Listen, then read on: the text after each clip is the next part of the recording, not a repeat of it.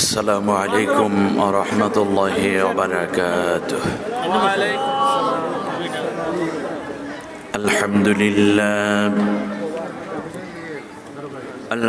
لله نحمده ونستعينه ونستغفره ونؤمن به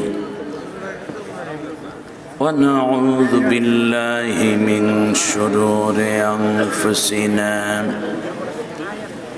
من يهد الله فلا مضل له ومن يضلل فلن تجد له وليا مرشدا. ونشهد أن سيدنا وحبيبنا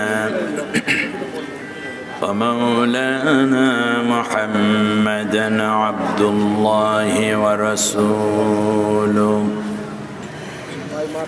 أسوة حسنة لمن كان يرجو الله واليوم الآخر وذكر الله كثيرا. فقد قال الله تبارك وتعالى في شان حبيبه مخبرا وآمرا: أعوذ بالله من الشيطان الرجيم. আমার সঙ্গে সকলে আল্লাহ তাআলার কোরআন পড়ুন। أعوذ بالله من الشيطان الرجيم. بسم الله الرحمن الرحيم. فلا ربك لا يؤمنون حتى يحكموك فيما شجر بينهم ثم لا يجدوا في أنفسهم حرجا مما قضيت ويسلموا تسليما. اللهم صل على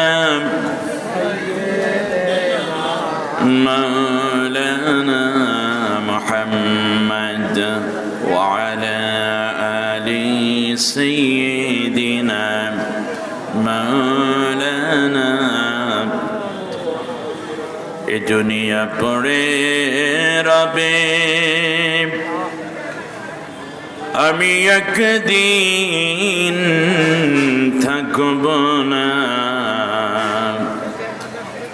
সবাই আমায় ভুলে যাবে নবী, আপনি আমায় ভুলবেন না। আল্লাহুম্মা সাল্লি আলা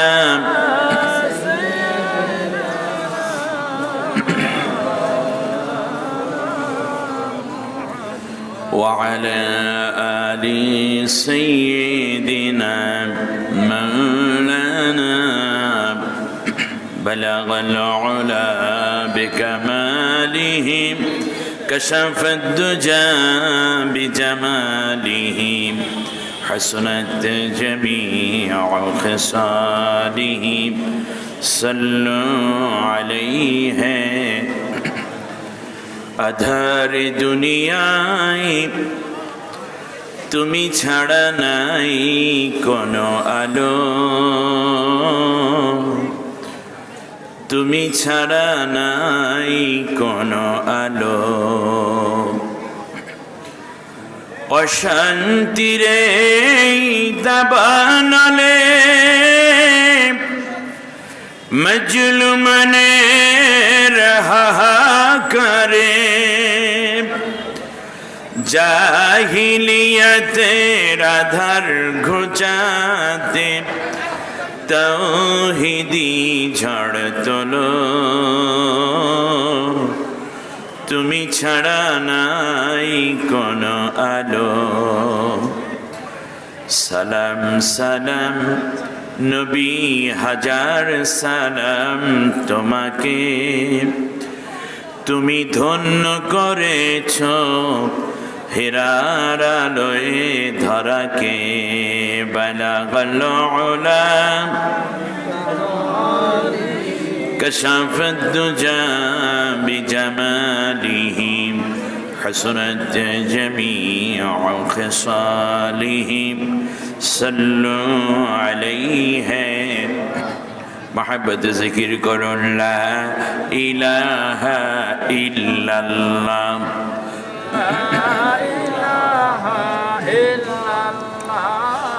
لا الہ الا اللہ۔ আসমান জমিন পাহাড় পর্বত ওই বৃক্ষলতা যত, সকলে আল্লাহর নাম জপে অবিরত।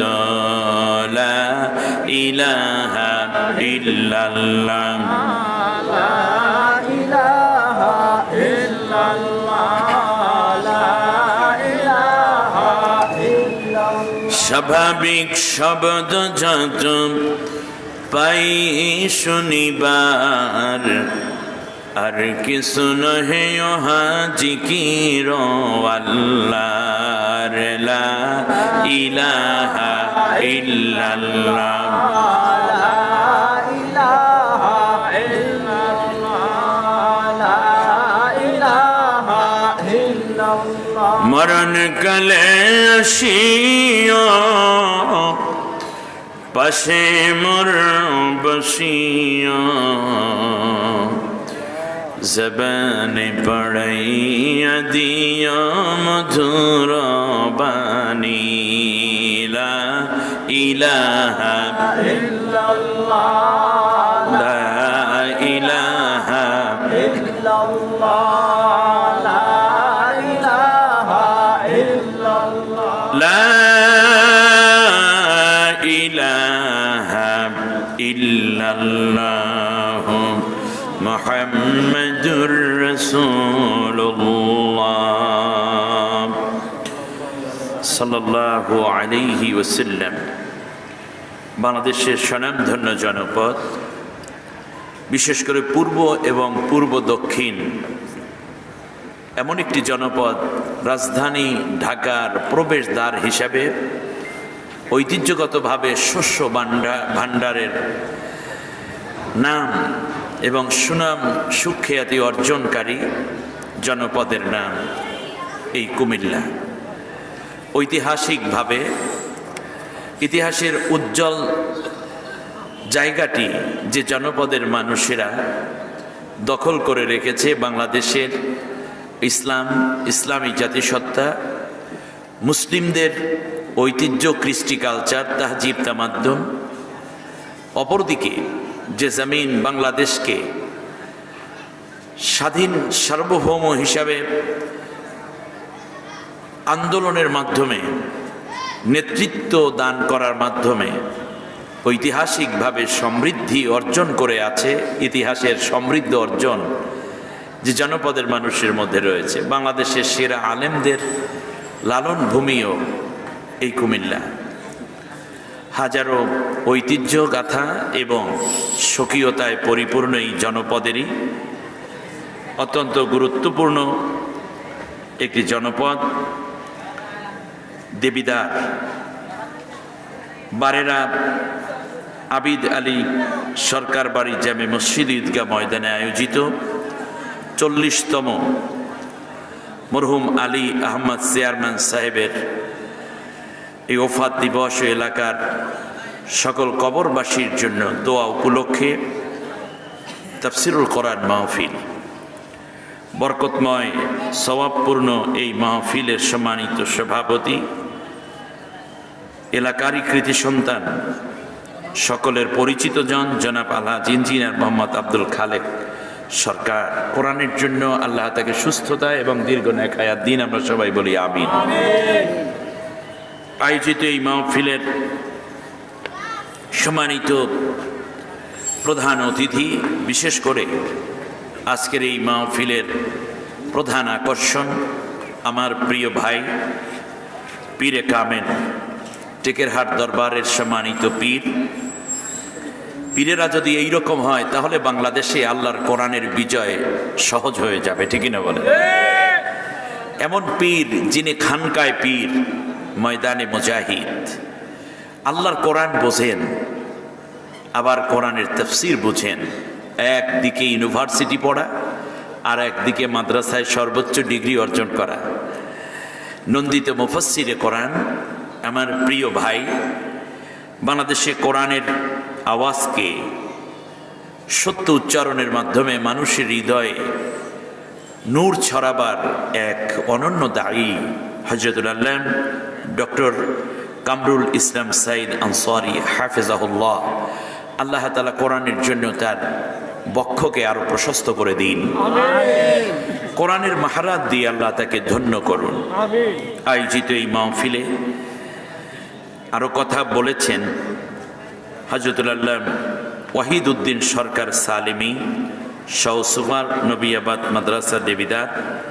কথা বলেছেন হযরত মাওলানা রুহুল আমিন শরীফ সহ অনেকে। সম্মানিত মুরব্বিয়ানে কেরাম, প্রাণপ্রিয় যুবক ভাইয়েরা, স্নেহ আদরের ছোট্ট বন্ধুরা, পর্দার অন্তরালে মা বোন, অন্যান্য ধর্মাবলম্বী ভাই বোনদেরকে আন্তরিক মোবারকবাদ জানাচ্ছি। বিশেষ করে উলামায়ে কেরাম যারা কষ্ট করে এখানে এসেছেন, সারা দুনিয়াময়, এমনকি আমাদের দেশেও বর্তমানে আলেমদের একটা দুর্দিন যাচ্ছে, ঠিকই না বলে? আলেমরা অনেক ক্ষেত্রে সত্য কথা বলতে পারছেন না। এটার কারণ দুইটা। এক নম্বর হচ্ছে পারিপার্শ্বিক অবস্থা, আরেকটি হচ্ছে ইমানি দুর্বলতা। আপনারা কি মনে করেন? সেরা ওলামায়ে কেরাম যারা, তারা ময়দানে নাই, কোথায় আছে? জেলখানায়। আমরা দোয়া করছি আল্লাহ যেন মুক্ত করে এই জমিনে কোরআনের কথাগুলো সত্য উচ্চারণের মাধ্যমে তুলে ধরার তৌফিক দান করেন। আচ্ছা, আমি 2 মিনিট এখানে কথা বলবো, কারণ আমি তো একজন আলিম, ছোটখাটো যা হই, ঠিক না? আর না হলে আলেমের ছাত্র, আমাকে কোনো আলেমই তো আমাকে পড়িয়ে কোরআন হাদিস শিখিয়েছেন, ঠিক না বলেন? আচ্ছা বলেন, আমি আপনাদেরকে একটু জিজ্ঞেস করি, আলেমরা মাদক দ্রব্যের পক্ষে না বিপক্ষে? ভালো করে জবাব দেবেন। আলেমরা নিজেরা মাদক নেয় না, কেউ মাদক নেউক এটা চায় না, ঠিক না বলেন? আচ্ছা, তাহলে আলেমদের সাথে যারা শত্রুতা করে, যারা মাদক সেবী, তারা তো আলেমদেরকে ভালোবাসতে পারে না। অতএব আলেমদেরকে যারা কষ্ট দিচ্ছে, তারা কোনো না কোনো ভাবে মাদকের সাথে জড়িয়ে আছে, ব্যাস। আচ্ছা, আলেমরা ঘুষ খায় না, দুর্নীতি করে না, এই কথা ঠিক কিনা বলেন? তাহলে এখন আলেমদের বিরোধিতা কারা করছে? যারা এই ঘুষখোর দুর্নীতিবাজ তারা করছে। কথা ক্লিয়ার? বুঝলে ভালো, না বুঝলে আপনাদের ব্যাপার, আমার না, আমি স্পষ্ট দিয়ে যাচ্ছি জিনিসটা। আচ্ছা, আলেমরা চায় না সমাজে জেনা হোক, ব্যভিচার হোক, ধর্ষণ হোক, ঠিক না বলেন? এইটা যারা চায় তারাই আলেমদেরকে কষ্ট দেয়, জেল দেয়, মামলা করে, হামলা করে, নির্যাতন করে, ঠিক না বলেন? আলেমরা চায় দেশে পর্দা পুশিদা থাকুক, আলেমরা চায় দেশের মধ্যে জুলুম না হোক, ঠিক না বলেন? এটি খারাপ চাইলো না ভালো চাইলো? ভালো চাইলো। অতএব যারা জালেম তারা আলেমদেরকে সহ্য করতে পারে না। আলেমরা চায় অশ্লীলতা বন্ধ হয়ে যাক, যারা অশ্লীলতার পক্ষে তারা আলেমদেরকে অত্যাচার করে, গালিগালাজ করে, ঠিক না বলেন? আলেমরা চায় পীর পূজা, পীর থাকবে কিন্তু পীরের নামে পীরকে সেজদা করা যাবে না। কবর থাকবে কিন্তু মাজার বানাইয়া সেখানে পূজা খোলা বানানো যাবে না। আলেমরা চায় স্বচ্ছ সুন্দর ইসলামী জীবন জিন্দিগি মানুষ যাপন করুক। এইটা যারা চায় না, এই পীর পূজা, মাজার পূজা, মূর্তি পূজা, দেবদেবীর পূজা যারা করে, তারা আলেমদের উপর নির্যাতন চালায়। কথা ক্লিয়ার? অতএব আমাদেরকে একটা কাজ করা দরকার। হক একটা, কয়টা? 3 আর 2 যোগ করলে কত হবে? 5। এই 5 হইল হক। 5 কি? হক। আর যদি কেউ 3 আর 2 যোগ করে যদি 105ও লেখে, সেটা কি? বেহক, নাম্বার পাওয়া যাবে না।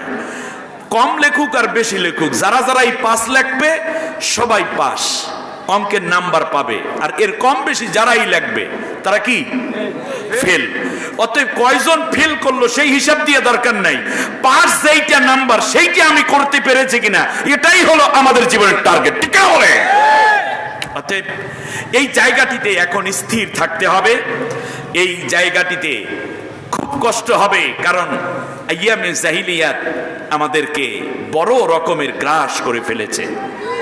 আসুন এই মাহফিলে আল্লাহ তাআলা আমাদেরকে যে আসার তৌফিক করে দিলেন, সেজন্য আমরা মহান মালিকের শুকরিয়া আদায় করি, পড়ি আলহামদুলিল্লাহ।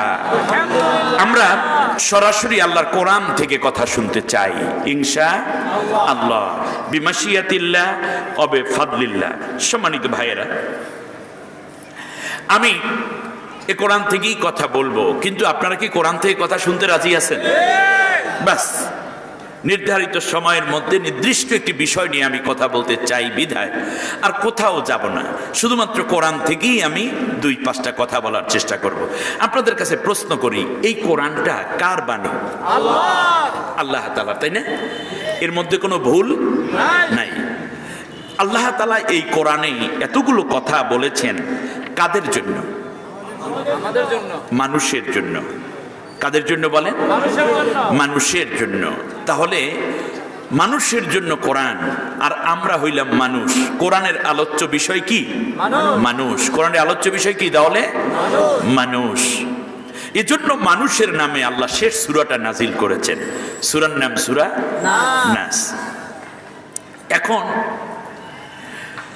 এই কোরআন আলোচনা হচ্ছে কোরআনের, দাওয়াতি কাজ হয়েছে কোরআনের। কি চমৎকার পোস্টার করেছে দেখেন, এক একটা পোস্টার কত বড় করে তারা উপস্থাপন করেছে, লিফলেট করেছেন। কিন্তু কোরআনের কাছে যারা আসলো না, কোরআনের কথা শুনলো না, কোরআনের কথা বুঝলো না, তাতে করে তাদের কোনো অসুবিধা আছে কিনা?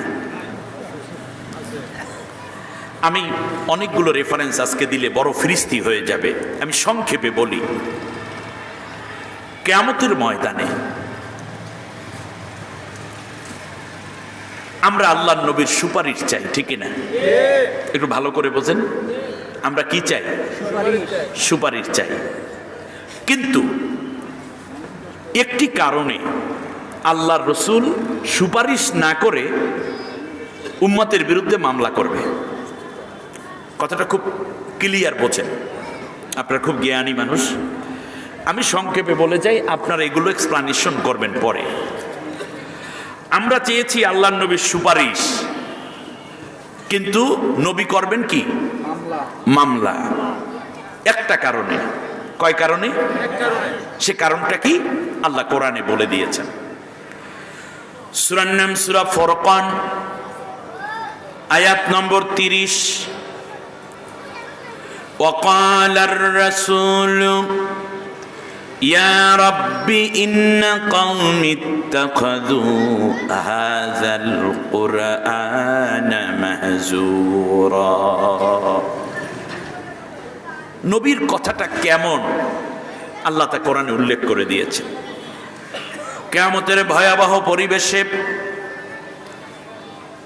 যখন কোনো উপায় থাকবে না, মানুষ নফসি নফসি বলে এক কাতরায় সুপারিশ পাওয়ার জন্য ত্রাহি ত্রাহি করবে, নাজাতের জন্য মানুষগুলো যখন ছটফট করতে থাকবে, আল্লাহ রব্বুল আলামিন বলেন সেই সময় আমার নবী কিয়ামতের ময়দানে আমার আরশের নিচে তার উম্মতদেরকে নিয়ে আশ্রয় নেবে এবং তাদেরকে হাউজে কাউসার নসিব করে দিবে। শুনতেছেন আপনারা? আল্লাহ রাব্বুল আলামিনের জন্য বলেছেন ইয়াউমা নাদউ কুল্লা উনাসিম বিইমামিহিম আল্লাহর নবী বলেন, আল্লাহ রাব্বুল আলামিন বলেন, কিয়ামতের ময়দানে যারা নবীর অনুসরণ করবে, নবী সামনে সামনে যাবে আর উম্মতেরা পেছনে পেছনে যাবে। সুবহানাল্লাহ।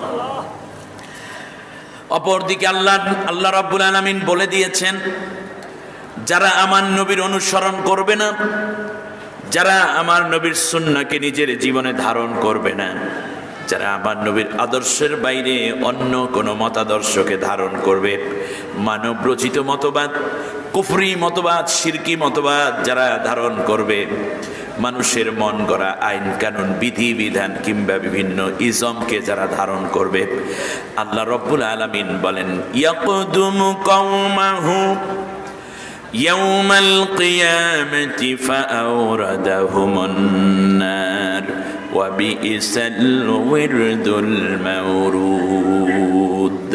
কার কথা? আল্লাহ রাব্বুল আলামিন সূরা হুদের ৯৮ নম্বর আয়াতের মধ্যে চমৎকার করে বলে দিলেন, স্পষ্ট করে দিলেন, আমার নবী আসার পরে আমার নবীর আদর্শ, আমার নবীর সমাজ ব্যবস্থা, আমার নবীর রাষ্ট্রীয় ব্যবস্থা, অর্থ ব্যবস্থা, আমার নবীর পারিবারিক নীতি, অর্থনীতি, রাজনীতি, শিক্ষানীতি, এইগুলা বাদ দিয়ে অন্য কোনো চিন্তা চেতনা আদর্শ যারা ধারণ করবে, কিয়ামতের দিন যে যেই আদর্শ ধারণ করবে সেই নেতাকে সামনে দেব। তবে নাজাত পাবে শুধু আমার নবীর অনুসারীরা, বাকিরা সব জাহান্নামে যাবে। আর ওই আদর্শের নেতা সামনে সামনে যাবে, সবাইকে জাহান্নামে ফেলে দেব। কতই না নিকৃষ্ট হবে আমার রসুলকে বাদ দিয়ে অন্য নেতার অনুসরণের পরিণাম। কথা কার? আল্লাহ। সূরার নাম কি? সূরা হুদ, আয়াত নম্বর কত? ৯৮। বিশ্বাস হয় না আপনাদের মনে হয় নাকি? এর একটি অক্ষরও অবিশ্বাস করলে সে মোমেন থাকবে না। তাহলে বোঝা যায় হাসরের ময়দানে মানুষ একা একা উঠবে না, উঠবে দলে দলে। আর দলকে ইংলিশে বলে পার্টি।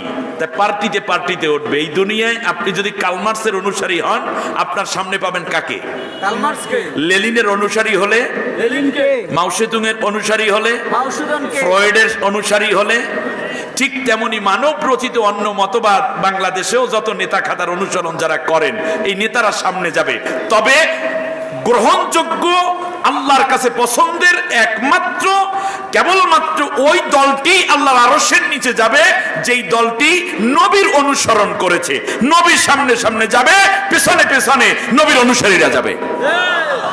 আপনার সিদ্ধান্ত নেওয়ার খুব দারুণ সময় কিন্তু এখনই, টাইম নেই, অল্প সময়, বাকি সময় কেমনে কাটাবেন এখনই সিদ্ধান্ত। এই লোকগুলো গিয়ে বলবে, আমিও নবী আপনার উম্মত। এই উম্মত যখন বলবে, আল্লাহর নবী বলবেন, সোহকান সোহকা লিমান গায়্যারা মিন বা'দি, দূর হয়ে যাও, দূর হয়ে যাও, তোমরা আমার আদর্শ গ্রহণ করো নাই, বরং আমার আদর্শকে পরিবর্তন করে ওই জায়গায় অন্য আদর্শ নেতা বসাইয়া দিয়েছিলা। আমি যা বলেছি তা মানোনি, আমি যা করতে বলেছি তা করনি, তুমি করেছো উল্টাটা, এই জন্য তুমি দূর হয়ে যাও, দূর হয়ে যাও। নবী এই কথাগুলো বলবেন। আপনাদের কথা বুঝে আসতেছে? এটা আমার কথা না, আল্লাহ আল্লাহ নবীর কথা। এরপরে তারা বলবে, ইয়া রাসূলুল্লাহ, আমরা তো কোরআনের অনুসারী, আমরা তো দুনিয়ায় কোরআনের ডাকে সাড়া দিতাম, মাঝে মাঝে মাঝে মাঝে পারলে কোরআনের কথা যারা বলে তাদেরকে মামলাও দিতাম, কিন্তু একটা বেতালে ছিলাম, তালেও ছিলাম, আমাদের কি অবস্থা হবে এখন? আল্লাহ রাব্বুল আলামিন আল্লাহর আদালতে দাঁড়িয়ে একটা কথা বলবেন, রব্বুল আলামিন, এইটা হলো আমার সেই নামধারী উম্মত, যেই উম্মত কোরআন পড়ে নাই, কোরআন বোঝে নাই, কোরআনের হুকুমত মানে নাই, কোরআনের বিধান মানে নাই, বরং কোরআনের বিপরীতে বিধি বিধানের ব্যাপারে তারা সোচ্চার ছিল। আজকে তোমার আদালতে তাদের বিরুদ্ধে মামলা দায়ের করে দিলাম। নাউজুবিল্লাহ পড়েন। নবীর মামলার মোকাবেলা করে নবী করবেন সুপারিশ, কিন্তু আপনি খাইলেন কি? মামলা। আপনি পুলিশ হন, র্যাব হন, গোয়েন্দা হন, ডিসি হন, এসপি হন, বিজিবি হন, সেনাবাহিনী, নৌবাহিনী, বিমান বাহিনী, পুলিশের আইজি, চৌকিদার, মেম্বার, চেয়ারম্যান, কমিশনার, কিংবা আপনি হতে পারেন মেয়র অথবা ব্যবসায়ী, বুদ্ধিজীবী, যাই হন না কেন, কিয়ামতের ময়দানে একটা ফয়সালা হয়ে যাবে। আল্লাহর কোরআনের সাথে যারা থাকবে না তারা নবীর মামলার আসামি, কিয়ামতের ময়দানে আল্লাহ তাদের বিচারের কাঠগড়ায় দাঁড় করিয়ে দিবেন। ব্যাস, নবীর মামলার আসামি। আজকে কোরআনের কথা বললেও মিথ্যা মামলা দিয়ে আসামি বানাও, আর তুমি নিজে হয়ে আছো নবীর মামলার আসামি। দুনিয়ার এই আসামিত্ব থেকে বাঁচার সুযোগ আছে, জামিন আছে। নবীর মামলার আসামি হলে কিয়ামতের ময়দানে কেউ বাঁচার কোনো উপায় আছে কি? আর নাই। এই দুঃসাহস আপনাকে কে দিয়েছে? শুধু তাই নয়, এই কোরআন কিয়ামতের দিন মানুষের পক্ষে সুপারিশ করবে। সুবহানাল্লাহ বলেন। কোরআনটা কি আমি একটু বোঝানোর চেষ্টা করছি। শুধু এই কোরআন সুপারিশ করবে। আল্লাহ রাব্বুল আলামিন কোরআনুল কারীমের মধ্যে বলেন, ইন্না কুরআনাল ফাজরি কানা মাশহুদা। কিয়ামতের দিন এই কোরআনটা তোমার পক্ষে সাক্ষ্য দিবে। তোমরা যদি ফজরের তেলাওয়াতে কোরআনের ফজরে যদি কোরআন তেলাওয়াত করো, সুবহানাল্লাহ বলেন, যে ফজরে তেলাওয়াত করি, এটা কি হবে? সাক্ষী দিবে। সুবহানাল্লাহ বলেন। আল্লাহ নবী আবার বলেছেন, মা মিন শাফিন আফজালু মানজিলাতান ইনদাল্লাহি ইয়াউমাল কিয়ামাতি মিনাল কোরআন লা নবী ওয়ালা মালাক ওয়ালা গায়র। কিয়ামতের ময়দানে কোরআন বান্দার পক্ষে সুপারিশ করবে, এমন সুপারিশ করবে যেই সুপারিশ পৃথিবীতে কেউ করতে পারবে না। পৃথিবীর এমন কেউ নাই। এমন কি শোনো, লা নবী, কিয়ামতের ময়দানে কোন নবী এত জোরালো সুপারিশ করতে পারবে না। ওয়ালা মালাক, এমন কি কোনো ফেরেশতাও না। ওয়ালা গায়র, কেউ না। তাহলে বোঝা যাচ্ছে কিয়ামতের ময়দানে কোরআন শুধু সুপারিশ করবে না, বরং নবীরা যত জোরালো সুপারিশ করবে তার চেয়েও জোরালো সুপারিশ করবে এই কোরআন। সুবহানাল্লাহ পড়বেন না? মান জাআলাহু আমামাহু কাদাহু ইলাল জান্নাহ। কারণ কোরআন যাকে সুপারিশ করবে তাকে জান্নাতে না নেয়া পর্যন্ত কোরআন তার থেকে আলাদা হবে না। আল্লাহু আকবার। এবার খেয়াল করুন, তাহলে বোঝা যায় কোরআন আমাদের জন্য কি করবে? সুপারিশ করবে। নবী আমাদের জন্য সুপারিশ করবে। তাহলে কোরআন না মানলে নবী তার বিরুদ্ধে কি করবে? মামলা করবে। আবার এই দিকে কোরআন আমাদের জন্য সুপারিশ করবে, কিন্তু কোরআন যদি কেউ না পড়ে, না ধরে, না জানে, না মানে, না আমল করে, কোরআন ভিত্তিক সমাজ, ব্যক্তি, পরিবার, রাষ্ট্র গঠনে যদি আত্মনিয়োগ না করে, তাহলে যেই কোরআন সুপারিশ করবে সেই কোরআন মামলা করবে। পাইলেন কোথায়? এবার আমি হাদিসটা বলি। ইয়াকুলুল কোরআন ইয়া রাব্বাল আলামিন ইন্না আবদাকা হাযা ইত্তাখাযানি মাহজুরা ফাকদি বাইনি ওয়া বাইনাহু। আল্লাহ রাব্বুল আলামিনের হাবিব বলেন, কিয়ামতের ময়দানে এই কোরআন বান্দার বিপক্ষে দাঁড়াবে যেই বান্দা কোরআনের পক্ষে ছিল না। আল্লাহ রাব্বুল আলামিনের হাবিব বললেন, আল্লাহর সামনে দাঁড়িয়ে কোরআন বলবে, ইয়া রাব্বাল আলামিন, হে আমার মহান রব ও আমার মহান প্রতিপালক আল্লাহ, ইন্না আবদাকা হাযা, এই হলো তোমার সেই বান্দা, এই হলো তোমার সেই বান্দা। তাহলে কোরআনের বিরুদ্ধে কারা করে, কোরআন তাদেরকে চিনে। কথা বললেন না কেন? কোরআনের বিরোধিতা কারা করে, কোরআনের আন্দোলনের বিরোধিতা কারা করে, কোরআনের কথা যারা বলে তাদেরকে কারা নির্যাতন করে, মিথ্যা মামলা করে, জেলে ভরে অত্যাচার করে, কোরআন তাদেরকে চিনে। ইন্না আবদাকা হাদা, এই তো তোমার সেই বান্দা, ইত্তাখাযানি মাহজুরা, সে পৃথিবীতে আমাকে দুর্বল করে দিয়েছিল। ফাকদি বাইনি ওয়া বাইনাহু, আল্লাহ তোমার এই বান্দার আমার মাঝে আজকে তুমি একটা রায় ঘোষণা করে দাও। আপনি কোন তালে আছেন, আল্লাহ কি রায় দেবেন এবার শুনেন। আল্লাহ রাব্বুল আলামিন বলেন, শোনো, রায় কি হবে সেটাও আমি বলে দিলাম। সূরার নাম বাকারা, আয়াত নম্বর 39। আল্লাহ রাব্বুল আলামিন বললেন, আমি কি রায় দেব শোনো। ওয়াল্লাযীনা কাফারু ওয়া কাযযাবু বিআয়াতিনা উলাইকা আসহাবুন নার হুম ফিহা খালিদুন। কার কথা? জোরে বলেন না, কার কথা? বিশ্বাস হয় না? এই কথার সাথে বিন্দু পরিমাণ দুর্বল আচরণ করবেন না। ইমানের ক্ষেত্রে শক্তিশালী আচরণ করতে হবে। কোরআন বলবে, আল্লাহ রাব্বুল আলামিন বলেন, আমার এই কোরআনের মামলা যারা খাবে, নবীর মামলার আসামি যারা হয়ে যাবে, দুনিয়ার বুকে কোরআনকে যারা ছোট্ট করে দেখবে, কোরআনের পথে কোরআনের মতে যারা চলবে না, আমি বলে দিলাম ওই মানুষগুলো সব জাহান্নামী। হুম ফিহা খালিদুন, অনন্তকাল তারা ওই জাহান্নামী পড়ে থাকবে। নাউজুবিল্লাহ বলেন। এই ঘোষণা কার? জোরে বলেন না, এই ঘোষণাটা কার? এরা কোনোদিন জান্নাতে যেতে পারবে না। ওয়ালা ইয়াদখুলুনাল জান্নাতা হাত্তা ইয়ালিজাল জামালু ফি সাম্মিল খিয়াত।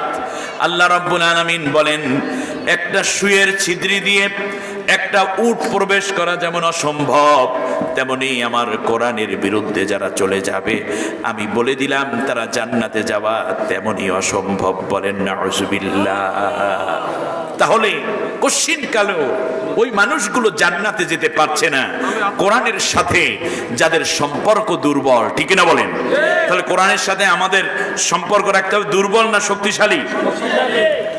আল্লাহ রাব্বুল আলামিন বলেন, শোনো, কেউ যদি বলে কোরআন মানার দরকার কি, কোরআন জানার দরকার কি, এরকম কিছু লোক আছে না নাই? বুঝে বলুক কিংবা না বুঝে বলুক, আল্লাহ রাব্বুল আলামিন বলেন ওই ব্যক্তি জান্নাতের ঘেরান আর পাবে না, সে ব্যক্তি জাহান্নামী হয়ে গেছে। এরকম চিন্তা যদি কেউ করেন যে অর্থনীতিতেই কোরআন আছে নাকি, কোরআনের কি দরকার, এত কোরআন কোরআন করেন কে? আমার হুজুর কি বলে সেটাই শোনেন, পীর কি বলে সেটাই শোনেন, বুজুর্গ কি বলে সেটাই শোনেন, আমার বাবাই কি বলে সেটাই শোনেন, আমার নেতা কি বলে সেটা শোনেন, নেত্রী কি বলে সেটা শোনেন, কোরআন এত কি? এই চিন্তাটা যদি কারো মাথার ভেতরে ঢুকে, আল্লাহ বলছেন সে চিরস্থায়ী জাহান্নামী। والذين كذبوا بآياتنا واستكبروا عنها أولئك أصحاب النار هم فيها خالدون। কার কথা? আল্লাহ তাআলা বলছেন এই চিন্তা দর্শন যাদের মাথার ভিতরে থাকে যে কোরআন মানলে কোরআনের কোনো প্রয়োজন নাই, কোরআন দরকার নাই, আমরা অন্যভাবে জীবন জিন্দেগি যাপন করব, আল্লাহ তাআলা বললেন এই কথাটুকুই তাকে জাহান্নামে নিয়ে যাবে। নাউজুবিল্লাহ বলেন। আল্লাহ রাব্বুল আলামিন বলেন, শোনো, কিয়ামতের ময়দানে একদল মানুষকে আমি আল্লাহ কারো সুপারিশ ছাড়াই জান্নাতে নিয়ে যাব, আমি নিজে সাক্ষী দেব। আল্লাহু আকবার বলবেন না? আল্লাহ নিজেই সাক্ষী হবেন একদল মানুষের। কত কঠিন কথা, কত মূল্যবান বাণী, কত জোরালো স্বীকৃতি। আল্লাহ রাব্বুল আলামিন বলেন, আল্লাহ কিয়ামতের দিন কি বলবেন শুনুন, সূরা আলে ইমরানের 81 নম্বর আয়াত, ক্বালা ফাশহাদু আনা মাআকুম মিনাশ শাহিদিন। যারা আমি আল্লাহর কোরআনের পথে থাকবে, কোরআনের সাথে থাকবে, কিয়ামতের ময়দানে আমি আল্লাহ নিজেই তাদের সাক্ষী হয়ে জান্নাতি করে দেব। সুবহানাল্লাহ। আল্লাহ রাব্বুল আলামিন বললেন, আবার শোনো দুনিয়ার মানুষেরা, শুধুমাত্র আমার নবী মামলা করবে তার উম্মতের বিরুদ্ধে কিতাব অমান্য করার কারণে, কোরআন অমান্যর কারণে, সেটা নয়, বরং এই পৃথিবীতে যত নবী এসেছে তাদের উম্মত একদল যারা কোরআন অর্থাৎ তাদের আসমানি কিতাব মানে নাই, তাদের সময় যে আসমানি কিতাব এসেছে সব নবীরই একদল নামধারী উম্মতের বিরুদ্ধে মামলা করবে, যারা তদানীন্তন আসমানি কিতাবের সাথে কোনো সম্পর্ক রাখে নাই। يوم نبعث في كل أمة شهيدا عليهم من أنفسهم وجئنا بك شهيدا على هؤلاء ونزلنا عليك الكتاب تبيانا لكل شيء وهدى ورحمة وبشرى للمسلمين. الله أكبر. সূরা নহল আয়াত নম্বর 89, 14 নম্বর পারা 16 নম্বর সূরার মধ্যে আল্লাহ তাআলা বলছেন যে সব নবীকে বলবো তুমি তোমার উম্মতের সুপারিশ করো। নবীরা গিয়ে শুধুমাত্র এক দল, এক শ্রেণীর উম্মতের বিরুদ্ধে সুপারিশ না করে মামলা করবে। ঈসাও করবে, মুসাও করবে, ইব্রাহিম আলাইহিস সালাম করবে, নূহ আলাইহিস সালাম করবে। এমনি করে করে সব নবীরাই তাদের একদল, এক শ্রেণীর উম্মতের বিরুদ্ধে মামলা করবে। আল্লাহর কিতাবকে যারা অমান্য করবে, আল্লাহর কিতাবকে যারা অস্বীকার করবে। নাউজুবিল্লাহ বলেন। আল্লাহ রাব্বুল আলামিন বলেন, শোনো, শুধু তাই নয়, আরো কথা শোনো।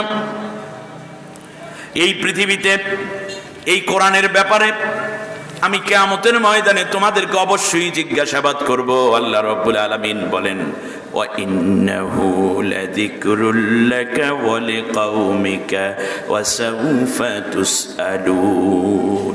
হে নবী, এই কোরআন তুমি কতটুকু আমল করেছো? আল্লাহু আকবার বলেন। এটা কোনো গল্প না, আমি কোনো রসিকতা করতে এখানে আসিনি। নবীকে আল্লাহ প্রশ্ন করবেন, আমি যে কোরআন নাজিল করেছি, এই কোরআনের হুকুম, আহকাম, বিধি, বিধান, ইবাদত, বন্দেগী, এই কোরআনের কদর, এই কোরআনের সম্মান, এই কোরআনের বরত্ব, শ্রেষ্ঠত্বের ক্ষেত্রে তুমি কতটুকু নিজেকে সম্পৃক্ত করেছো, আমি তোমাকেও প্রশ্ন করব এবং তোমার সব উম্মতকেও প্রশ্ন করব। আল্লাহ রাব্বুল আলামিন আবার বলছেন, শুধুমাত্র কোরআনের ব্যাপারেই নয়, আমি মুসাকে তাওরাতের ব্যাপারে জিজ্ঞেস করব। এমনি করে করে ইনজিল, জাবুর থেকে নিয়ে দাউদ আলাইহিস সালামকে জাবুর প্রসঙ্গে প্রশ্ন করব। এমনি করে সব নবীকে আসমানি কিতাবের ব্যাপারে আমি প্রশ্ন করব। ইয়াউমা ইয়াজমাউল্লাহু ইয়াজমাউল্লাহুর রুসুল ফায়াকুলু মাযা উজিবতুম ক্বালু লা ইলমা লানা ইন্নাকা আনতা আল্লামুল গুয়ুব। আল্লাহ তাআলা বলবেন যে আমি যে কিতাব নাজিল করেছিলাম সেটা কি পৌঁছে দিয়েছো? সে অনুযায়ী আমি যেই বিধিবিধান কায়েমের কথা বলেছি সেই কাজগুলো কি তোমরা করেছো? তখন নবীরা বলবে, আল্লাহ তাআলা, আমরা যতটুকু জানি তার চেয়ে তুমি বেশি ভালো জানো। কারণ এই তোমার দাওয়াত দিতে গিয়ে মুসা আলাইহিস সালামকে শেষ করে দেওয়ার জন্য ফেরাউন চেয়েছে, ঠিক কিনা বলেন? সেই দিন আল্লাহর বিধানকে, আল্লাহ প্রদত্ত কিতাবের বাণীকে পৌঁছে দিতে গিয়ে ইব্রাহিম আলাইহিস সালামকে আগুনের মধ্যে ফেলে দিয়েছে নমরুদ, ঠিক কিনা বলেন? হযরত ঈসা আলাইহিস সালামকে রাষ্ট্রীয়ভাবে নিষিদ্ধ করে সেই দিন ক্রুশবিদ্ধ করে হত্যার ষড়যন্ত্র করেছিল তৎকালীন শাসক। নূহ আলাইহিস সালামকে তো জনমের মতো মারতো। আহারে, তাফসিরে এসেছে আল্লাহ রাব্বুল আলামিন কোরআনের মধ্যে সূরা আম্বিয়ায় চমৎকার করে বলে দিয়েছেন, নূহ আলাইহিস সালাম যখন দ্বীনের দাওয়াত দিতেন, দুই পাশ থেকে মানুষেরা পাথর মারত। পাথর মারার পরে নূহ আলাইহিস সালাম পাথরের নিচে চাপা পড়ে যেতেন, উপরে পাথর পাহাড়ের মতো উঁচা হয়ে যেত। জাতির লোকেরা মনে করত নূহ তো একেবারেই শেষ হয়ে গেছে। সব মানুষেরা চলে যেত। গভীর রাতে হযরতে নূহ আলাইহিস সালামের কাছে জিবরিল আলাইহিস সালাম চলে আসতেন। পাথরগুলো সরাইয়া যখন হযরতে জিবরিল আলাইহিস সালাম নূহ আলাইহিস সালামের গায়ে হাত দিতেন, সাথে সাথে হাড়ের ভাঙা হাড়গুলো জোড়া লেগে যেত, ক্ষয়ে যাওয়া গোশতগুলো আবার পুনরায় জোড়া লেগে যেত, শরীরের দাগগুলো মুছে যেত, রক্তগুলো শরীরে আবার সঞ্চার হয়ে যেত। হযরতে নূহ আলাইহিস সালাম কাতর দৃষ্টিতে জিজ্ঞেস করতেন, জিবরাইল, আগামীকালকে আমার কিসের দায়িত্ব? হযরতে জিবরিল বলতেন, যেই দায়িত্ব আজকে পালন করেছেন, ফজরের পর থেকে আবার এই দায়িত্বই আপনার পালন করতে হবে। সুবহানাল্লাহ। আল্লাহ রাব্বুল আলামিন আফসোস করে বলেছেন, ইয়া হাসরাতান আলাল ইবাদ মা ইয়াতিহিম মির রাসূলিন ইল্লা কানু বিহি ইস্তাহজিউন। আমার বান্দার জন্য আফসোস, এমন কোন নবী তাদের কাছে আসে নাই যে নবীকে তারা ট্রল করে নাই, উপহাস করে নাই, নির্যাতন করে নাই, অত্যাচার করে নাই, জেল জুলুমে পাঠায় নাই, রিমান্ড দেয়নি, হাত ভেঙেছে, পা ভেঙেছে, দাঁত ভেঙেছে, মাথা ভেঙে খণ্ড বিখণ্ড করে দিয়েছে, কোন কোন নবীকে করাত দিয়ে ছিঁড়ে দ্বিখণ্ডিত করে দিয়েছে, কোন কোন নবীকে আগুনে পুড়ে হত্যা করার ষড়যন্ত্র করেছে, কোন কোন নবীকে দেশ ছাড়া করেছে। নবীদের প্রতি এই আচরণের জন্য আমার বান্দাদের প্রতি বড় করুণা হয়। নবীদের কোনো কাজ ছিল না, একটাই, আল্লাহ যে কিতাব নাজিল করেছেন সেটা হুবহু নিজে আমল করতেন, অন্যকে আমল করার জন্য নির্দেশনা দিতেন। সুবহানাল্লাহ বলেন। এজন্য কিয়ামতের ময়দানে নবীদেরকে যখন জিজ্ঞেস করা হবে, নবীরা জবাব দিবে না, বলবে আল্লাহ আমি কি আচরণ করেছি কোরআনের জন্য তা তো তুমি আমার চেয়ে ভালো জানো। আনতা আল্লামুল গুয়ুব, তুমি সবচেয়ে বেশি ভালো জানো সর্ববিষয়ে। সুবহানাল্লাহ বলেন। আল্লাহ রাব্বুল আলামিন বলছেন, শোনেন, একদিন তোমাদের নবী থাকবে না, নবীর প্রতি তোমরা সালাম দিবা। আল্লাহ নির্দেশ দিয়েছেন সাল্লু আলাইহি ওয়া সাল্লিমু তাসলিমা, নবীর প্রতি সম্মান দেখাও, নবীর প্রতি সালাম পাঠাও। এবং আমরা নবীর প্রতি সালাম পাঠাই নামাজের মধ্যে বলি আসসালাতু ওয়াসসালামু আলাইকা ইয়া রাসূলুল্লাহ। আমরা নামাজের মধ্যে বলি আশহাদু আল্লা ইলাহা ইল্লাল্লাহ ওয়া আশহাদু আন্না মুহাম্মাদার রাসূল। এরপর কি আসসালামু আলাইকা ইয়া আইয়ুহান নাবিয়্যু, পড়ি কিনা? আসসালামু আলাইকা ইয়া আইয়ুহান নাবিয়্যু। তাই নবীরে আমরা সালাম দেই নামাজের মধ্যে, ঠিক কিনা বলেন? যখন রওজা মোবারকের পাশে দাঁড়ায়, কত ধনী কত গরিব, কেউ গুনার বোঝা নিয়ে যায়, কেউ সম্পদের পাহাড়, কেউ বা অল্প সম্পদ তাও বিক্রি করে নবীর রওজার কিনারে গিয়ে হাজির হয়ে যায়। হাজী সাহেবান হজ কিংবা উমরার সময় এমন কোনো উম্মত নাই বুক ফাটা আর্তনাদ, চোখের পানিতে বুক না ভাসাইয়া পারে, ঠিক কিনা বলে? নবীকে সালাম দেয়। কিন্তু এই পৃথিবীতে নবীকে সবাই সালাম দেয়, কিন্তু আল্লাহর নবী একদল উম্মতের উপরে কিয়ামত পর্যন্ত সালাম দিবেন। কালকে সুবহানাল্লাহ কইেন। নবীর সালাম একদল উম্মতের উপরে আছে। দেখেন তো আপনি সেই উম্মত কিনা? সূরার নাম সূরা আনআম, আয়াত নম্বর 54, 7 নম্বর পারা, 6 নম্বর সূরার মধ্যে আল্লাহ রাব্বুল আলামিন বলছেন, ওয়া ইযা জাআকাল্লাযীনা ইউমিনুনা বিআয়াতিনা ফাকুল সালামুন আলাইকুম কাতাবা রাব্বুকুম আলা নাফসিহির রাহমাহ। সুবহানাল্লাহ বলেন। আল্লাহ রাব্বুল আলামিন বললেন, নবী তোমার কাছে যখন কেউ আমার এই কিতাবের উপরে বিশ্বাস করে, অর্থাৎ এই কিতাব মানে এই কিতাবের যত হুকুম আহকাম আছে সেটা মেনে চলে, এই কথায় যারা বিশ্বাসী, আয়াতগুলোকে বুঝে এবং জেনে জেনে নিজের জীবনকে সাজাচ্ছে, এই মানুষগুলো যখন তোমার কাছে আসবে তখন তুমি তাদেরকে সালাম দিয়ে দিও। সুবহানাল্লাহ। নবীর সালাম কাদের উপরে? আল্লাহর কোরআনের পক্ষে যারা, ঠিক না বলেন? আমার বন্ধুগণের পর আল্লাহ রাব্বুল আলামিন বলছেন, কাতাবা রাব্বুকুম আলা নাফসিহির রাহমাহ, আমি আল্লাহর উপরে এই ধরনের মানুষগুলোর উপরে দয়া করা আমি আল্লাহ নিজের উপর ওয়াজিব করে নিলাম, নিজের উপর আবশ্যক করে নিলাম। সুবহানাল্লাহ বলেন। অতএব আপনি কোরআনের পক্ষে যদি থাকেন, আল্লাহ আপনার উপরে দয়া করা নিজের জন্য আবশ্যক করে নিয়েছেন, নবীর সালাম আপনার প্রতি। অতএব এই মহা নেয়ামত থেকে যারা বাতিল হতে চায় তারা তো কেবল নিজের নসিবকে মন্দ করে কপাল পোড়া হয়েছে, ঠিক না বলেন? আমার বন্ধুগণ, এজন্য আল্লাহ নবীও বলে দিয়েছেন, শোনো, আল কোরআনু হুজ্জাতুল লাকা আও আলাইক, স্পষ্ট স্টেট কথা যে এই কোরআন তোমার পক্ষে কিংবা বিপক্ষে দলিল। কিয়ামতের ময়দানে এই কোরআন আপনার পক্ষে দলিল হবে অথবা বিপক্ষে দলিল হবে। আচ্ছা, কোরআন যদি পক্ষে দলিল হয় তাহলে আমরা যাব কোথায়? জান্নাতে। যদি আমাদের এই কোরআন যদি আমাদের কারো বিপক্ষে দাঁড়িয়ে যায় তাহলে সেই ব্যক্তি যাবে কোথায়? জাহান্নামে। এবার আপনাদের কাছে আমি একটা জিনিস জানতে চাই, দেখি তো বোঝেন কিনা। আপনারা পরকালে কোরআনকে নিজের পক্ষে দলিল বানাবেন না বিপক্ষে দলিল বানাবেন? পক্ষে। কে কে পক্ষে দলিল বানাবেন একটু হাত উঁচু করে আল্লাহ তাআলাকে দেখাই দেন।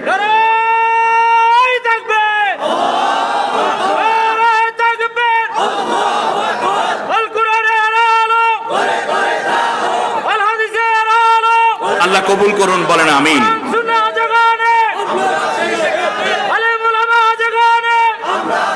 আলহামদুলিল্লাহ। শুনুন, এবার আমি একটি বুদ্ধিভিত্তিক কোশ্চেন করব, আর জ্ঞানীদের মতো জবাব দিবেন, মোমেনের মতো। পারবেন না ইনশাল্লাহ? আচ্ছা, পরকালে এই কোরআনকে যদি আপনি আমি পক্ষে পেতে চাই, দুনিয়ায় থাকতে হবে কোরআনের পক্ষে না বিপক্ষে? রাইট, মোমেনের মতো করে বলেন, কোরআনের বিপক্ষে না পক্ষে? আচ্ছা, যদি আমরা কোরআনের পক্ষে থাকতে পারি দুনিয়ায়, পরকালে কোরআন হবে আমার পক্ষে। স্লোগান একটু দিয়ে দেই, আপনারা তো এতক্ষণ দিয়েছেন, আমি বলি শোনেন। বলেন, কোরআন আছে যেখানে। এই দেখছেন ইমানের জবাব। আওয়াজ তো আরো বড় হওয়ার কথা। মুরব্বীরে আপনারা কিছু বললেন না বাবাজি, আপনাকে আওয়াজ ছোট পোলা পাইনেরা ডাক দিলে ওইগুলো মিললে পাওয়ারটা কমে যায়। শুধু যুবক যারা তারা বলো, কোরআন আছে যেখানে। দেখছেন, বুঝছেন আওয়াজটা কি হইল? আচ্ছা, তাই বলে আপনাদেরকে মাহরুম করুন। এখন আপনারাও শেষ বয়সে আইসা আল্লাহর কোরআনকে একটু শুনাইয়া দেন, আপনারা যে কোরআনের পক্ষের মানুষ। মিলান, বিসমিল্লাহ বলেন। কোরআন আছে যেখানে, কোরআন নাই যেখানে। এইবার আর একটা কথা কমু, আওয়াজ দিয়া বইলে দেবেন, কৃপণতা করবেন না। কোরআন আছে যেই দলে, কোরআন নাই যে দলে। মুমিন ওই দলে যাবে না যে দলে কোরআন নাই। যে নেতা কোরআনের দিকে ডাকে না, আমরা সে নেতার অনুসরণ করতে পারি না, করব না। কোরআন যেখানে আমরা সেখানে যাব, সবাই যাব, ঠিক না বলেন? সেই কোরআনের কথা, কোরআন কিয়ামতের দিন আমাদেরকে সুপারিশ করবে। আল্লাহ তুমি কবুল করো, বলেন আমিন। আমার সাথে এই কোরআন থেকে একটু শুরু করি। আমার ভাই আসল ওয়াজ করবেন হলো কামরুল ইসলাম সাইদ আনসারী ভাই। আমি একটু মিলঝিল করে দিয়ে আপনাদের থেকে দোয়া নিয়ে বিদায় নেব।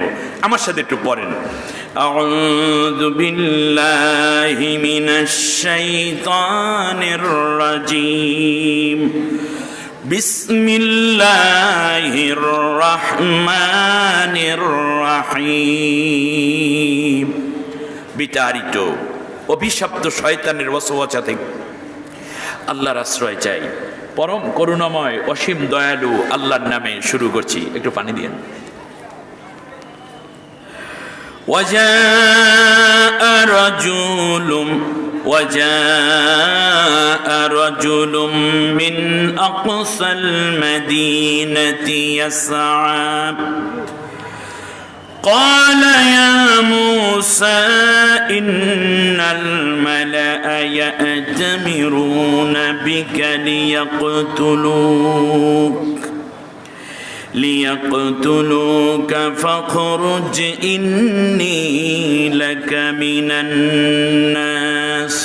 الناصحين فخرج منها خائفا يترقب قال رب نجني من القوم الظالمين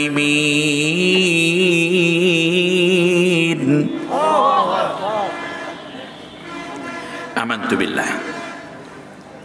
অর্থ হচ্ছে, স্মরণ করো সেই এক কঠিন পরিস্থিতির কথা যখন ফিরাউন তার সভাসদগণ নিয়ে ৪৯ সদস্য বিশিষ্ট মন্ত্রী পরিষদে আমার মুসাকে হত্যা করার বিল চূড়ান্তভাবে পাশ করল। ওই মন্ত্রী পরিষদের মধ্যেই ফিরাউনের এক মন্ত্রী, যার নাম ছিল হাবিবে নাজ্জার, যদিও তিনিও মুসা আলাইহিস সালামকে হত্যার পক্ষে দস্তখত দিয়ে আসছে স্বীকৃতি নামায় মন্ত্রী হিসাবে, কিন্তু মনে মনে সে মুসাকে দারুণ ভালোবাসত। সুবহানাল্লাহ। আপনারা খেয়াল করেন নাই কথাটা? মনে খুব ক্রিটিক্যাল কথা। ওদিকে মুসাকে হত্যা করার বিলে কি দিয়ে আসছে? সই দিয়ে আসছে, কিন্তু মন মানে না, মুসারে হত্যা করবে এটা সহ্য করতে পারে না। এই ব্যক্তির নাম ছিল হাবিবে নাজ্জার, একটু গরম পানি দেওয়া যাবে না? এন্তাকিয়া অধিবাসী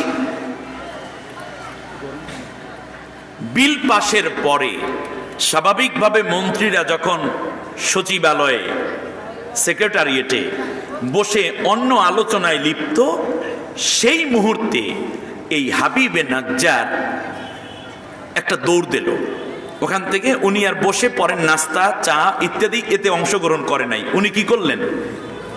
বেরিয়ে পড়লেন। বেরিয়েছেন কিভাবে? আল্লাহ সেই কথাটাও বলছেন, ইয়াতা ওয়াজাআ রাসূলুম মিন আকসাল মাদিনাতি ইয়াসআ। সে বেরিয়ে পড়ল দৌড়াইতে দৌড়াইতে। সুবহানাল্লাহ বলেন, সুবহানাল্লাহ। যেহেতু তাফসীরের মাহফিল, আমি একটু গভীরে যাই, দেখি আপনারা কোরআন থেকে কত নিতে পারেন ইনশাআল্লাহ। দেখেন, ওয়াজাআ রাজুলুন, আমার তো মনে হয় এখানে বাক্য অলরেডি হয়ে গেছে। ওয়াজাআ রাজুলুন ইলা মুসা, শেষ হয়ে যাইতো না? কিন্তু ওই লোকটা একটা ভিতরে পেরেশান আছে। যখন মানুষের ভিতরে টেনশন থাকে, কোনো বিষয়ে পেরেশানি থাকে, তখন ব্যক্তিটি হাঁটে না, দৌড়ায়, রাইট? তো মুসাকে বাঁচাবে, এটা তার একটা আকাঙ্ক্ষা। আর আশঙ্কা হলো বিল পাস হয়ে গেছে। আকাঙ্ক্ষা এবং আশঙ্কা এই দুইটার মাঝখানে সে অস্থির হয়ে গেছে। তখন সে আর হেঁটে হেঁটে যাওয়াকে পছন্দ করে নাই, হেঁটে যাওয়াকে তিনি মেনে নেন নাই, বরং কি করছেন? একটা মানুষ যায় এবং সে দৌড়াইয়া যায়, সেই কথাটাও আল্লাহ রাব্বুল আলামিন কোরআনের মধ্যে উল্লেখ করে দিয়েছেন। এর মানে ওই দৌড়টাও আল্লাহর কাছে খুব বেশি পছন্দ হয়েছে। কারণটা কি? কারণ হলো এই ব্যক্তি মুসা আলাইহিস সালামকে সেভ করতে চান, আল্লাহর পয়গম্বরের উপকার করতে চান, আল্লাহর রসুলের উপকার করতে চান, দিনদারের উপকার করতে চান, আল্লাহর প্রিয় বান্দার উপকার করতে চান। সুবহানাল্লাহ। আল্লাহ রাব্বুল আলামিন বুঝাইয়া দিলেন, এই পৃথিবীতে কেউ যখন কোন নেককার বান্দার উপকার করতে যাও, আমি আল্লাহ তা দেখি,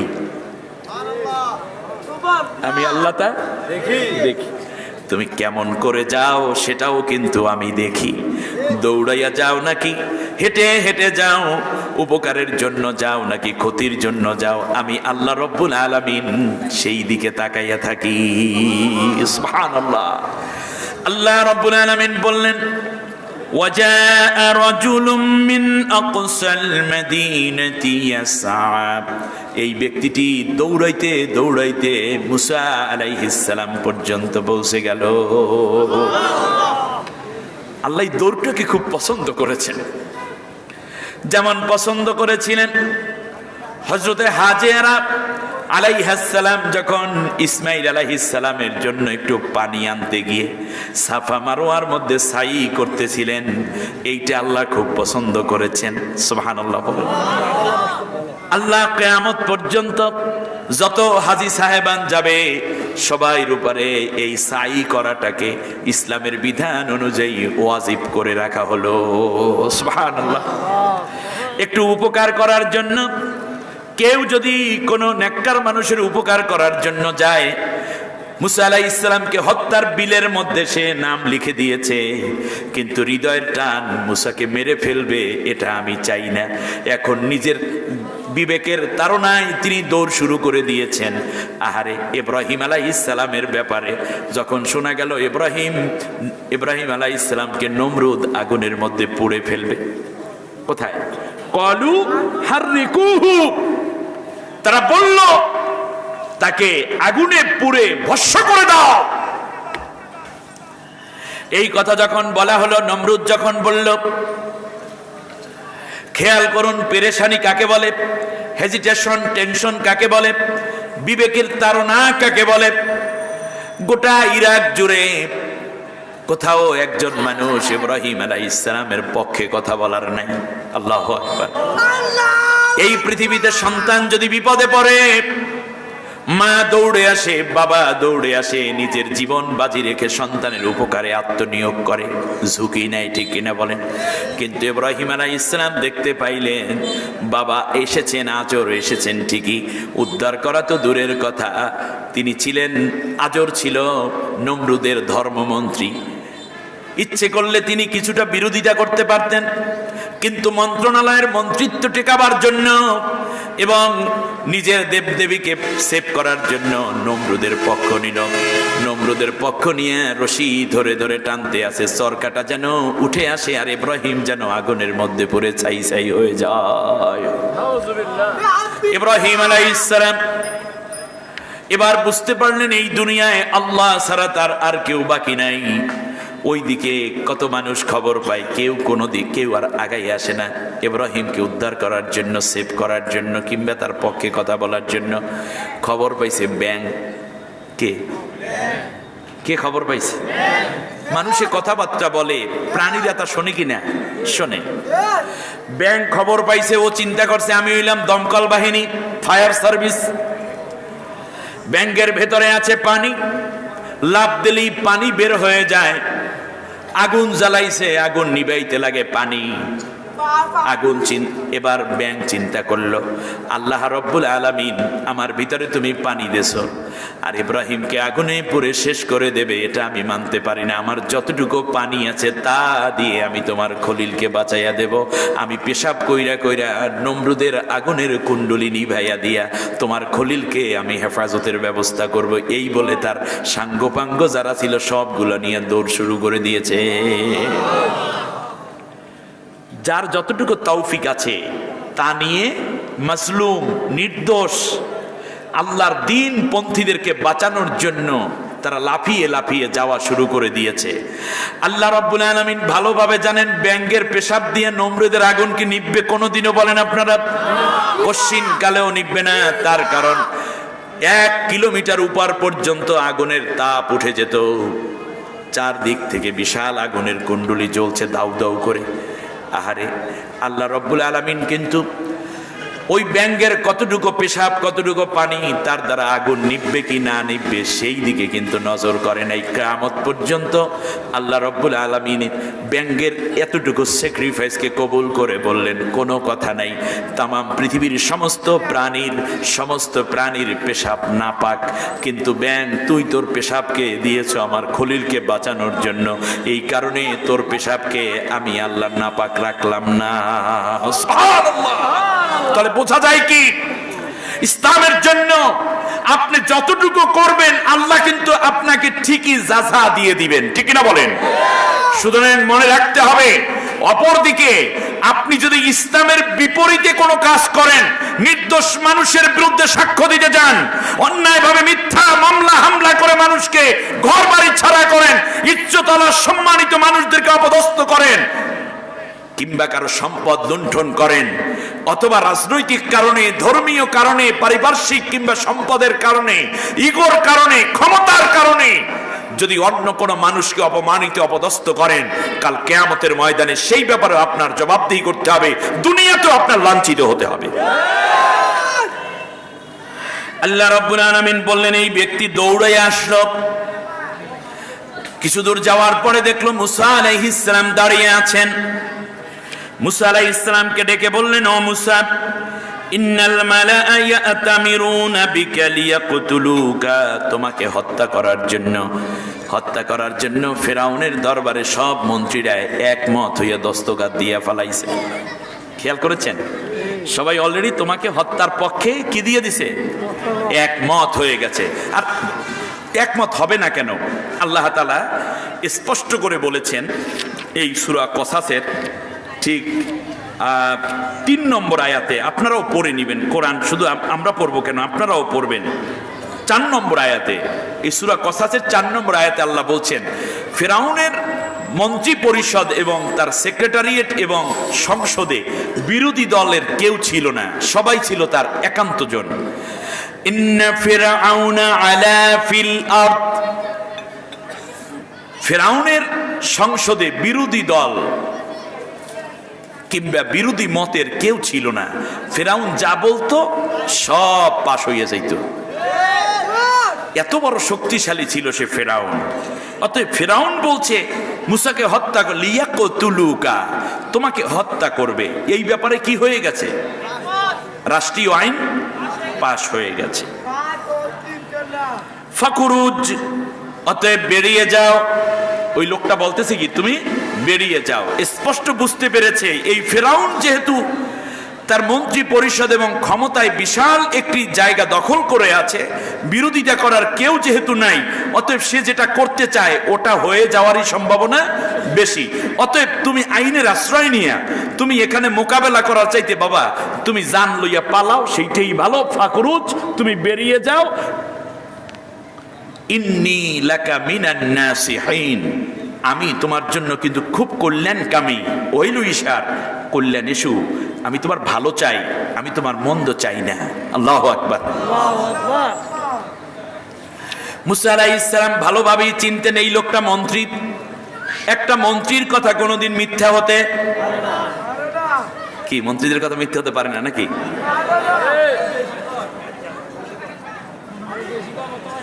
সেই সময় ফেরাউনের মন্ত্রীর কথাও সত্য, এইটা নবী বিশ্বাস করতেছে না। আপনাদেরকে বুঝাইতে পারলাম না। মন্ত্রীরা যদিও তারা অত্যাচারী, কিন্তু এইটা মুসা আলাইহিস সালাম জানতেন যে ফেরাউনের মন্ত্রী অত্যাচারী হলে হতে পারে, আমার বিরোধী হলে হতে পারে, কিন্তু সে যে বক্তব্য দেয় এটা মিথ্যা হতে পারে না। বিশ্বাস করতেছে কে? মুসা আলাইহিস সালাম। কার কথা? ফেরাউনের মন্ত্রীর কথা। তাহলে কমপক্ষে মন্ত্রীদের ব্যাপারে এতটুকু জাতি কনফিডেন্ট থাকা দরকার যে মন্ত্রী যেটা বলতেছে সেটা সত্য বলে। কিন্তু কোন কোন জায়গায় দেখা যায় মন্ত্রী তো দূরের কথা, এর বড়রাও মিথ্যা কথা কইয়া ঘুমায়, সকালবেলা আবার মিথ্যা কথা দিয়ে দিন শুরু করে, ঠিক কিনা? এই কনফিডেন্ট আপনার হতেই হবে যে আমি যা বলবো সত্যই বলবো, মিথ্যা বলবো না। মুসা আলাইহিস সালামের মতো জলিলুল কদর রাসূল ফেরাউনের মন্ত্রীর কথা বিশ্বাস করে দেশ থেকে হিজরত করতেছেন। আমার কথা আপনারা বুঝতেছেন না? অতএব ধোঁকা দিয়ে কিছুদিন মানুষকে বোকা বানালেও যদি মিথ্যাবাদী একবার স্বীকৃতি লাভ করে কেহ, সে পরে সত্য বললেও কিন্তু আর কেউ বিশ্বাস করে না। মিথ্যাবাদী এটা বড়ই একটি খারাপ জঘন্য উপাধি। আর এই মিথ্যাবাদীরা যখন কথা বলে বড় বড় সত্যবাদী হিসাবে, তখন আমাদের হাসি পায় যে হায় হায় কি বলে এরা। আবার মিথ্যা বলে সেটাকে সত্যে পরিণত করার জন্য কত কথা কত কাজ আমরা তাম বিশ্ব জুড়েই তো দেখছি, ঠিক কিনা বলেন? আলহামদুলিল্লাহ আমাদের দেশে মন্ত্রীরা মিথ্যা বলে না, সেটা আলাদা কথা। এখন শোনেন, এখানে একটা চমৎকার কথা বলছেন, সেটা হচ্ছে মুসা আলাইহিস সালাম আস্তে করে দেশ থেকে বেরিয়ে যাচ্ছেন। খেয়াল করছেন আপনি? فخرج منها خائفا يترقب قال رب نجني من القوم الظالمين الله أكبر। ভীত সন্ত্রস্ত হয়ে বেরিয়ে পড়ছেন হযরত মুসা আলাইহিস সালাম। কোথা থেকে কোথায় বেরোচ্ছেন? মিশর থেকে মাদায়েন। জোরে বলেন, কোত্থেকে? মিশর থেকে মাদায়েন। হযরত মুসা আলাইহিস সালাম যাওয়ার সময় শুধু এতটুকু বললেন, আমার শুকরিয়া, রব্বি নাজ্জিনি, আমার আল্লাহ আমাকে নাজাত দিয়েছেন মিনাল কওমিল যালিমিন, জালেম গোষ্ঠী থেকে। কোন গোষ্ঠী থেকে? জালেম গোষ্ঠী থেকে। কারণ এখানে যারা আছে সবাই কি জালেম? জালেম। ফেরাউন একটা জালেম, মন্ত্রীরা জালেম, জালেম। আর এই জালেমের দাপটিতে কেউ যে প্রতিবাদ করবে সেই প্রতিবাদেরও কারো ক্ষমতা নাই। এই জন্য তিনি ফেরাউন এবং তার মন্ত্রীদেরকে শুধু দায়ী করেন নাই, বরং ফেরাউনের জুলুম এবং মন্ত্রীদের জুলুম শোষণ নির্যাতনকে প্রতিবাদ যেহেতু কেউ করছে না, এই জন্য গোটা জাতিকে জালেম বলে মুসা আলাইহিস সালাম আখ্যায়িত করেছেন।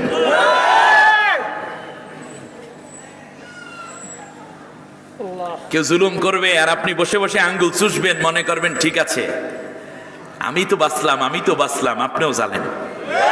এই কথা কোত্থেকে পেলাম? মিনাল কওম ইজ জালিম। টোটাল কওমকে কি বলেছেন?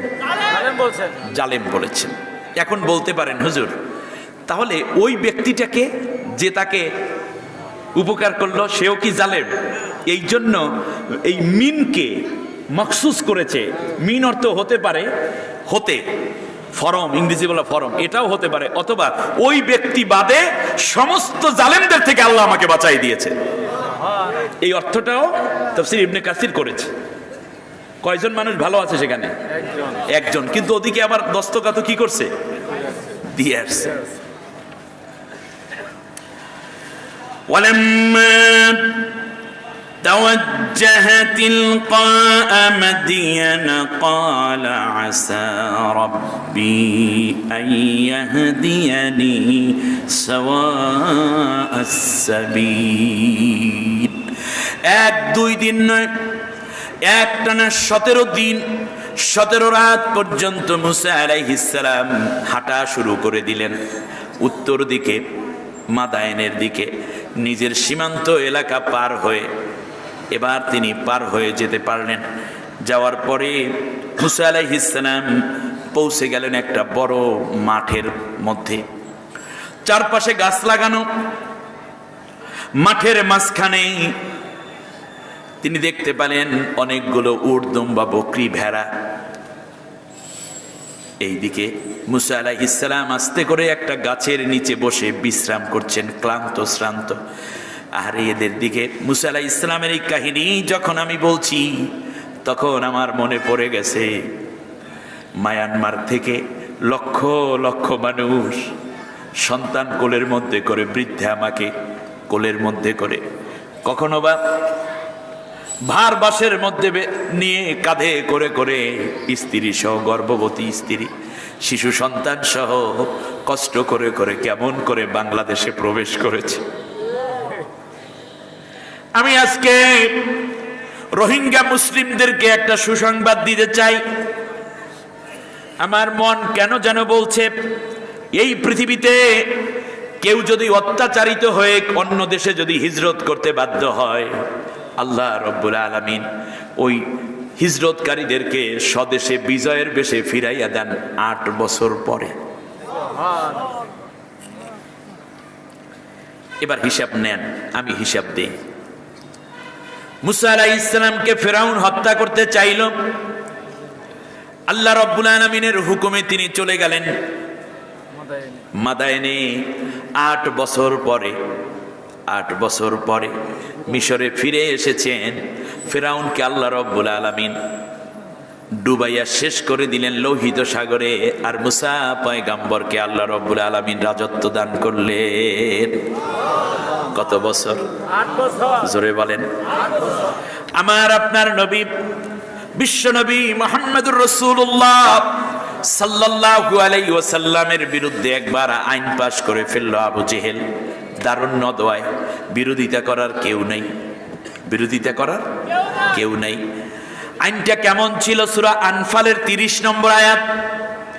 আল্লাহ রাব্বুল আলামিন বলেন, وَإِذْ يَمْكُرُ بِكَ الَّذِينَ كَفَرُوا لِيُثْبِتُوكَ أَوْ يَقْتُلُوكَ أَوْ يُخْرِجُوكَ وَيَمْكُرُونَ وَيَمْكُرُ اللَّهُ وَاللَّهُ خَيْرُ الْمَاكِرِينَ।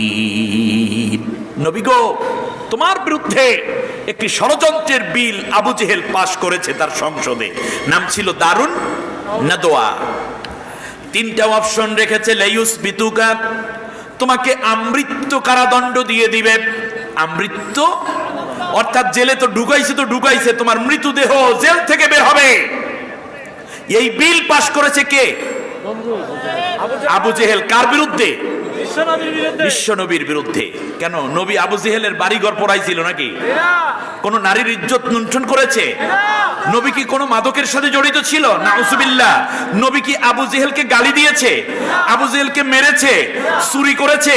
কিচ্ছু করে নাই। বরং আল আমিন, সাদিকুল আমিন, আরবের সেরা মানুষ, সেই নবীকে আমৃত্যু কারাদণ্ড দিয়েছে শুধুমাত্র কোরআনের কথা বলার অপরাধে। ঠিক কিনা বলেন? অতএব আজও যারা আল্লাহর কোরআনের কথা বলে তাদের বিরুদ্ধে আবু জেহেলের উত্তর উত্তরসূরি নেই, হাজার আইন করে তাদেরকে অপদস্থ করা এবং শেষ করে দেওয়ার ষড়যন্ত্র করে দেওয়া। আর যারা কোরআনের কথা বলে তারাই মূলত নবীদের পক্ষ এবং ইমানের দায়িত্ব পালন করছে, এটাও একটি দলিল হয়ে আছে, ঠিক কিনা বলে? আমার কথা বুঝতে আপনাদের কষ্ট হচ্ছে না তো? আমার বন্ধুগণ, আমি আমার জায়গায় আছি। লেয়ুসবিতুকা আও ইয়াকতুলুকা, আমার কথা না আল্লাহর কথা।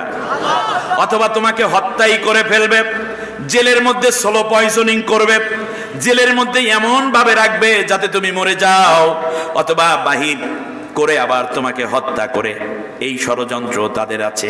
আও ইউখরিজুক, অথবা তোমার নাগরিকত্ব ক্যান্সেল করে অন্য দেশে নির্বাসনে পাঠাইয়া দেবে। কয়টা অপশন রেখেছে তারা? আজও পৃথিবীতে যারা কোরআনের কথা বলে এই তিন ধরনের ষড়যন্ত্র তাদের বিরুদ্ধে অব্যাহত আছে না নাই? আল্লাহ তাআলা বললেন ওয়ায়ামকুরুনা ওয়ায়ামকুরুল্লাহ, তারা ষড়যন্ত্র করলো আর আমি আল্লাহ রাব্বুল আলামিন তোমাকে বাঁচার রাস্তা তৈরি করে দিলাম। আল্লাহর নবী হিজরত করলেন, কত বছর পরে মক্কা বিজয় হলো আপনারা বলতে পারেন? 8 বছর, রাইট? এই জ্ঞান আপনাদের থাকা উচিত।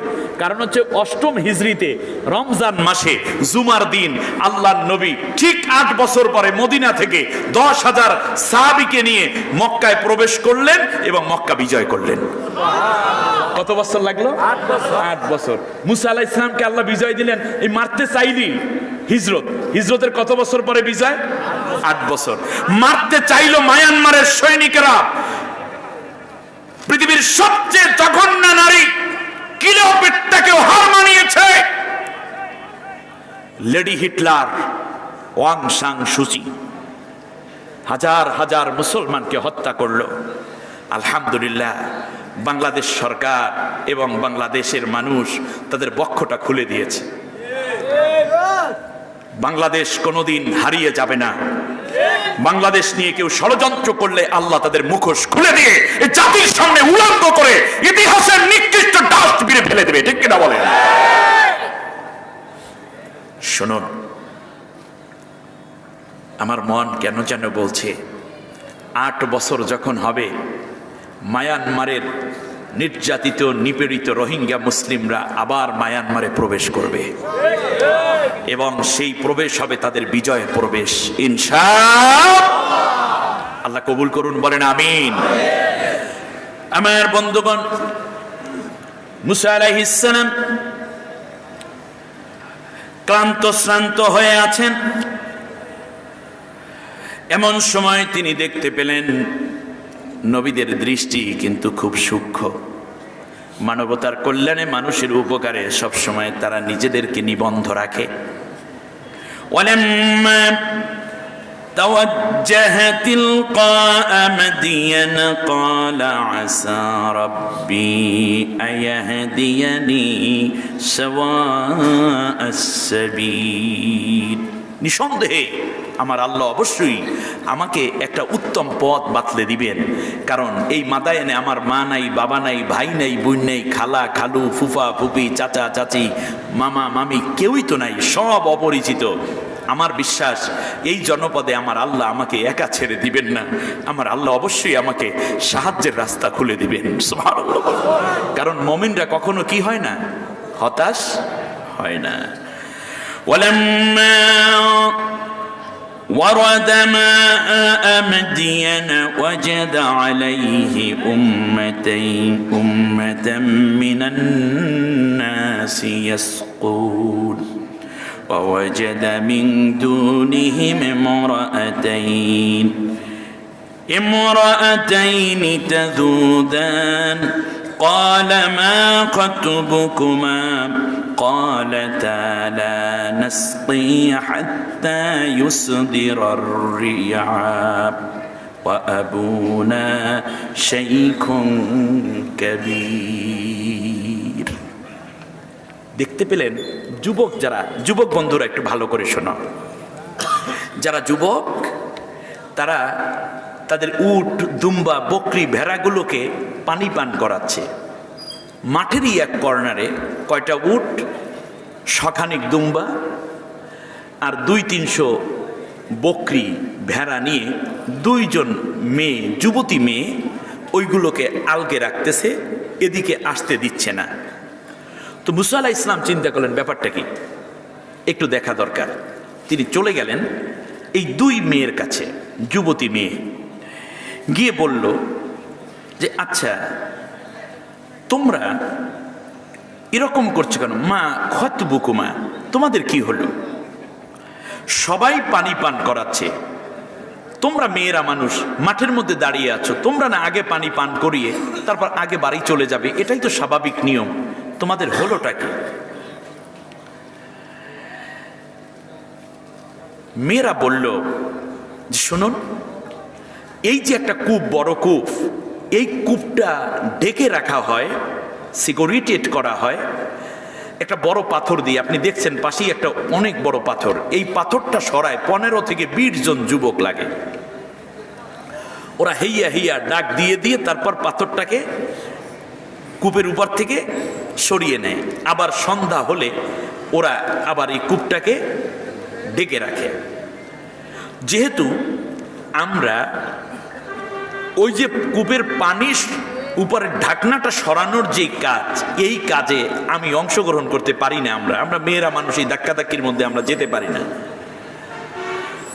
এই কারণে যেহেতু আমরা পাথর সরানো এবং ঢেকে দেওয়ার কাজে আমরা কন্ট্রিবিউশন অর্থাৎ আমরা এই যোগদান করতে পারছি না, এই কারণেই মূলত আমাদেরকে ওরা পানি পান করাতে দেয় না। আমরা হইলাম একেবারে সবাই নিবে, তারপরে ওদের দয়ার উপরে ভিত্তি করে আমাদের উর্দুম্বাগুলোকে শেষে পানি পান করাবো। এ কথা বলার পরে আরেকটি বিষয় স্পষ্ট করে দিলেন, বলল শোনেন, আমরা ইচ্ছে করি বকরি চড়ানোর জন্য মাঠে আসি নাই, দুম্বা চড়ানোর জন্য মাঠে আসি নাই। একটা কথা মনে রাখবেন, আমাদের কোনো ভাই নাই, আমাদের আর কোনো স্বজন নাই, আমাদের আছে শুধু আব্বু। কিন্তু আমাদের আব্বু হলো শাইখুং কাবির, অতিশয় বৃদ্ধ আমার আব্বা। লাঠিতে ভর দিয়ে দিয়ে চলতে হয়, লাঠিতে ভর দিয়ে বসতে হয়, দাঁড়াতে হয়। এই কারণে আমরা বাধ্য হয়ে মাঠে এসেছি অন্য পুরুষকে দেখানোর জন্য, কিংবা নিজেদের সম্পদ অন্যের সামনে উপস্থাপন করা, অথবা পরপুরুষে আমাদেরকে দেখুক এই চিন্তা করে কিন্তু আমরা আসি নাই। আমরা বাধ্য হয়ে এই জায়গায় এসেছি। তাহলে বোঝা যায় যদি বাধ্য হয় কোনো নারী, তাহলে সে বাইরে যেতে পারবে। আর বাইরে যাবে বলেই তো বোরকা, কারণ ঘরের মধ্যে তো বৈশা বোরকা লাগে না, ঠিক কিনা বলেন? এজন্য ইসলাম বাইরে যেতে অনুমতি দেয়। যদি যেতে হয় তাহলে বোরকা পরে, হেজাব পরে যাও। সুবহানাল্লাহ। মুসা আলাইহিস সালাম লোকদের কাছে গিয়ে বলল, যুবকদের কাছে গিয়ে বলল, হে যুবকরা, তোমাদের আচরণ এরকম কেন? দুইটা মেয়ে, তার বাবা অসুস্থ, বৃদ্ধ মানুষ, তোমরা জানো, এরপরেও কেন তোমরা এখানে তাদেরকে আটকে রেখেছো? তোমাদের তো কর্তব্য আগে তাদেরকে দিয়ে ছেড়ে দেয়া, তারপরে তোমরা রাত হলেও অসুবিধা নাই, কারণ তোমরা যুবক মানুষ। নিয়মটা তো এটাই নাকি? আগে আপনি যদি বিল দিতে যান, বিদ্যুৎ বিল, গ্যাস বিল, আগে দেখবেন কোনো মা বোন লাইনে আছে কিনা। আপনি যদি তাকে আগে ছেড়ে দেন, তাহলে আপনি মুসা আলাইহিস সালামের সুন্নত একটি আদায় করে ফেললেন। সুবহানাল্লাহ পড়েন। আপনি চাকরিতে অ্যাপ্লিকেশন করতে গিয়েছেন বা ব্যাংকে টাকা জমা দিতে গিয়েছেন, তখনও যদি দেখেন যে কোনো মা কিংবা বোন লাইনে দাঁড়িয়ে আছে, সেক্ষেত্রে তাদেরকে প্রায়োরিটি যদি দেন, তাহলে এটাই ইসলামের একটি আদর্শ, ইসলামের একটি ল, এবং এটাকে একটা রুলস আপনি ফলো করলেন। অতএব আমরা এটা চেষ্টা করব ইনশা। গাড়ির মধ্যে বসে আছেন, কিন্তু কোনো বোন প্রবেশ করেছে গাড়িতে, উঠে পড়েছে, দাঁড়ানো অবস্থায় আপনি দাঁড়িয়ে, যুবক আপনি দাঁড়িয়ে ওই বোনকে, ওই মাকে বসতে দেন, তাহলে আপনি নবীওয়ালা সুন্নত একটা আদায় করে ফেলেছেন, ঠিক কিনা বলেন? আর কিছু যুবক বেকুব আছে, তারা এই মেয়েটা দাঁড়ালে আরো 3-4টে চারপাশ থেকে লাগে।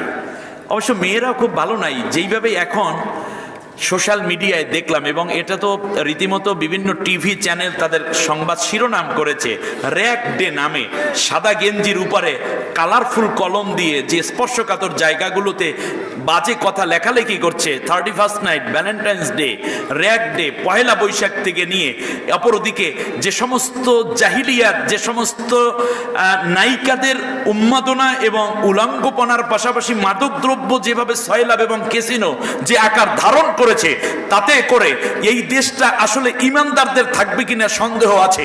অতএব এই মুহূর্তে আমার দাবি হচ্ছে, আর কোন দল এবং মত আদর্শ বাদ দেন, 50 বছরে দুর্নীতি দমন হয় নাই, 50 বছরে চুরি বন্ধ হয় নাই, 50 বছরে ঘুষ বন্ধ হয় নাই, 50 বছরে অশ্লীলতা বন্ধ হয় নাই, 50 বছরে ডাকাতি খুন খারাপি বন্ধ হয় নাই, 50 বছর তো মানব রচিত মতামত দিয়ে, মতবাদ দিয়ে, আইন কানুন দিয়ে দেশটা চালাইলেন। কমপক্ষে এই 21 সালের পর থেকে আরো 50টা বছরের জন্য সিদ্ধান্ত নেন যে সব দল দেখা শেষ, আল কোরআনের বাংলাদেশ, এই সিদ্ধান্ত নেন, আমার বিশ্বাস সত্যিকার সোনার বাংলা কায়েম হয়ে যাবে।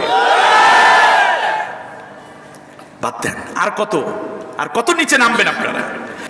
যখন এই কথাটা, এটা একদিকে নিজে 17 দিন 17 রাত একটানা হাঁটে, শরীরটা একটু ব্যথা হয়েছে না, ক্ষুধা আছে না নাই, কিন্তু এরপরও মানুষের কল্যাণে কাজ করে। এইটা নবীদের সুন্নাহ। সুবহানাল্লাহ। আমাদের দেশে যারা নেতৃত্ব দেন, আমরা হুজুরেরা তো মেম্বার, চেয়ারম্যান, এমপি, মন্ত্রী এগুলো খারাই মানে দাঁড়াই না আর কি, ইলেকশন করি না। এরপরেও দোষ একটা আছে, হুজুরদেরকে হুজুরেরাই তো খাইলো, ঠিক কিনা বলেন? তা আমি আবার বলি যে হুজুরা তো পাইলই না, খাইলোটা কি, ঠিক কিনা বলেন? পাইছেন আপনারা, খাইতেও আছেন আপনারা। কিন্তু 2-3 জন হুজুর মোটামুটি পাইছিল, মন্ত্রিত্বও পাইছিল, এমপিও হয়েছিল, কিন্তু মাইক্রোস্কোপ দিয়ে খুঁজে দেখা গেছে 1 পয়সাও দুর্নীতি করে নাই। জাতিকে কি জবাব দেবেন আপনারা? অতএব সেবার মানসিকতা নেন। নেতৃত্ব দেওয়ার মালিককে আল্লাহ দিবেন, জোরাজুরি করার দরকার নাই, সামনে আগাইতে থাকেন, আল্লাহ দিবেন। মুসা আলাইহিস সালাম বললেন যে তোমরা আগে এদেরকে পানি পান করাই দাও, এটা তার নৈতিক দাবি, ঠিক কিনা? তো পোলা পাইন তো দুষ্ট তো কম না, বোঝেন না? মুসা আলাইহিস সালামের কথা শুনে ওরা একটু অট্ট হাসি করলো, উপহাস করলো। 15-20টা পোলা পাইনে ধৈর্য পাথর এনে কূপের উপরে দিয়ে বললে, এইবার সরাইয়া যদি পারো পানি খাওয়াইয়া দাও দরদি। তো ছেলেপান্ডা যা করা সেটাই করছে, মুসা আলাইহিস সালামকে কিছুটা তিরস্কার করলো। মুসা আলাইহিস সালাম চিন্তা করলেন, ও সেই কথা, হাতের শাহাদাত আঙ্গুল দিয়ে ডান হাতের বিসমিল্লাহ বলে একটা ধাক্কা মারছে।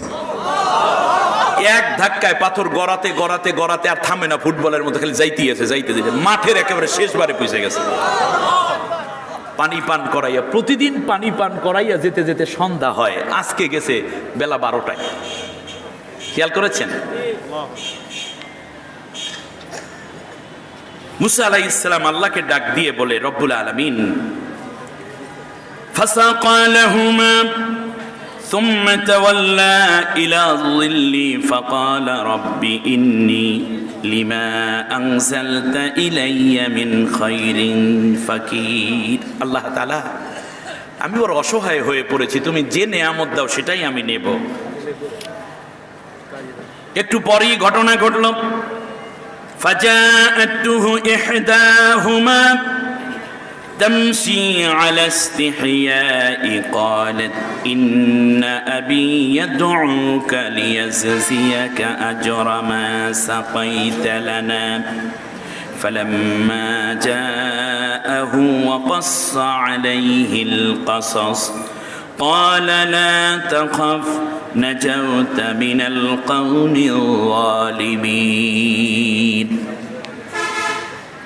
একটা মেয়ে কিছুক্ষণ পরে মুসা আলাইহিস সালামের সামনে হাজির, ওই 2 বোনের এক বোন এসে বলছে, ইন্না আবি ইয়াদউক লিয়াজজিয়াকা আজরা মা সাকাইতা লানা, তুমি আমাদেরকে যেই উপকারটুকু করলে পানি পান করানোর ব্যাপারে, সেই ব্যাপারে আমার আব্বা তোমাকে উজরাত দেওয়ার জন্য, উজরাত বুঝছেন মানে প্রতিদান দেওয়ার জন্য, মজুরি দেওয়ার জন্য আব্বা ডাকতেছে। মুসা আলাইহিস সালাম চিন্তা করলেন, একটা থিওরি তো পেলাম, এতটুকু উপকার, কারণ আল্লাহ কোরআনে বলছেন হাল জাযাউল ইহসানি ইল্লাল ইহসান। এই যুবক একটু ভালো করে শোনো, মিডিয়ার পোলাপাইন, ওরা সারা রাত কষ্ট করে করে এই কথাগুলো, আমাদের কথাগুলোকে কাটসাট সুন্দর করে গুছাইয়া লক্ষ লক্ষ মানুষের সামনে দেয়। আল্লাহ এদেরকে আল্লাহর ওলি বানাইয়া দাও, বলেন আমিন। আল্লাহ এদের এই কাজগুলোকে সাদগায়ে জারিয়া হিসেবে কবুল করে নিন। আল্লাহ তাআলা কিয়ামতের দিন এই কাজগুলোকে ওদের জন্য নাজাতের ওসিলা করে দেন। অনেক কষ্ট আমি জানি এগুলো ধারণ করা, এডিট করা, এগুলো পাবলিশড করায়। আমার ভাইরা, মুসা আলাইহিস সালাম উপকার করলেন। আল্লাহ বলছেন কেউ যদি কারো উপকার করে তার বিনিময়ে উপকার এবং কল্যাণ ছাড়া আমি আল্লাহ কিছুই দেই না। এখানে একটু উপকার করছে, একটা লিঙ্ক তৈরি হয়ে গেছে। কিন্তু শুআয়ব আলাইহিস সালাম আল্লাহর নবী, এক আল্লাহর নবীর বৈশিষ্ট্য আর এক আল্লাহর নবী জানেন যে এক আঙ্গুলে যেহেতু পাথর সরাইয়া ফেলছে, এটা আমাদের দেশের পোলাপাইনদের মতো দুষ্ট পোলাপাইন না। এই পোলাপাইন ভিন্ন পোলাপাইন, এটা দুষ্ট প্রবৃত্তিতে তারা লিপ্ত নয়, বরং এই ছেলেটা নিঃসন্দেহে রসুল হবে অথবা নবী হবে অথবা নবীর সন্তান হবে। আল্লাহ তারে কবুল করেছেন, কারণ কদরে গাওহার শাহ বেদানাত ইয়া বেদানাত জৌহরি, কদরে গুলবুল বেদানাত ইয়া বেদানাত শাহপুরি, মতির মূল্য বাদশা জানে কিংবা জানে জৌহরি, ফুলের মূল্য ভ্রমর বোঝে কিংবা বোঝে সাবরি। মতির মূল্যটা তো স্বর্ণকার চিনে। হযরত খাদিজা রাদিয়াল্লাহু তাআলা আনহা নবীকে ঠিকই চিনেছেন, সব কিছু দিয়ে কিনে নিয়েছেন। সুবহানাল্লাহ বলেন। মানে বিয়ে বসেছেন সব সম্পত্তি দিয়ে। হযরত ইউসুফ আলাইহিস সালামকে চিনতে পেরেছিলেন আজিজ মিশর, সমপরিমাণ স্বর্ণ দিয়ে, ওজনের সমপরিমাণ স্বর্ণ দিয়ে, তৎকালীন সময় 40 কেজি স্বর্ণ দিয়ে মালিক মিশরের কাছ থেকে আজিজ মিশর তার ঘরে নিয়ে গেছেন। সুবহানাল্লাহ বলেন। অতএব চিনলে কেনে, জানলে মানে। বললো যে এই ছেলেটাকে আমার কাছে নিয়ে আস। মুসা আলাইহিস সালাম যাচ্ছেন, মেয়েটা সামনে সামনে যাচ্ছে, যুবতী মেয়ে, তার নাম ছিল সফুরা। স্বাভাবিকভাবে একটা মেয়ে যখন সামনে, তখন তো পর্দার বিধান আমাদের কাছে যেভাবে আসছে এইভাবে, সেই সময়ের পর্দা ওই রকমই ছিল। গায়ে মাথায় কাপড় আছে, হাঁটছে সামনে দিয়ে। স্বাভাবিকভাবে একজন যুবক, বয়স তার 27 বছর, ফালাম্মা বালাগা আশুদ্দা, হ্যাঁ, এইরকম একটি বয়সে যদি একটা যুবতী মেয়ের সামনে দিয়ে হাঁটে, মেয়েরা যখন ম্যাচিউরড হয়, যখন বালেগা হয়, তখন তার নিতম্ব, তার কোমর, তার বক্ষ অনেকটা পরিবর্তন হয়, ঠিক না বলেন? এটা ন্যাচারালি হবে। পেছনে পেছনে যদি কোনো ছেলে হাঁটে, তার মন কিছুটা হলেও বিগড়ে যাওয়ার সম্ভাবনা আছে। আর আমাদের মেয়েদেরকে কত জ্ঞান পাপী হলো ওই বাবারা, যারা জিন্সের প্যান্ট কিংবা কি যেন পরে না, সিপাত প্যান্ট, গেঞ্জি মেঞ্জি পরাই তারপর ছেড়ে দেয়। ছি ছি, নিজের মেয়েকে এইভাবে লজ্জার জায়গায় পৌঁছে দেওয়ার কি এক নোংরা মানসিকতা ওই বাবা মায়ের তৈরি হলো। ছি ছি। যুবকদেরকে বলি, বেপর্দা মেয়েদেরকে বিয়ে করবে না বাবা। বেপর্দা মেয়ে বিয়ে করলে তোমার নসিব ভালো হবে না বাবা। তার কারণ কি, এই মেয়েটা একজন আর নাই। আর বর্তমান সমাজে মেয়ে পাওয়া কষ্ট, অনেকেই মহিলা হয়ে গেছে বিয়ের আগে। আস্তে করিয়া কইলাম, পরে চিন্তা করিয়া দেখেন।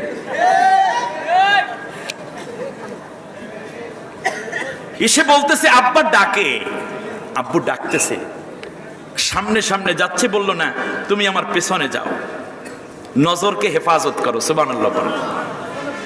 আমি ডানে গেলে বলবা ডানে যা, বামে যাওয়া লাগলে বলবা বামে যাও, কারণ রাস্তা চেনো তুমি।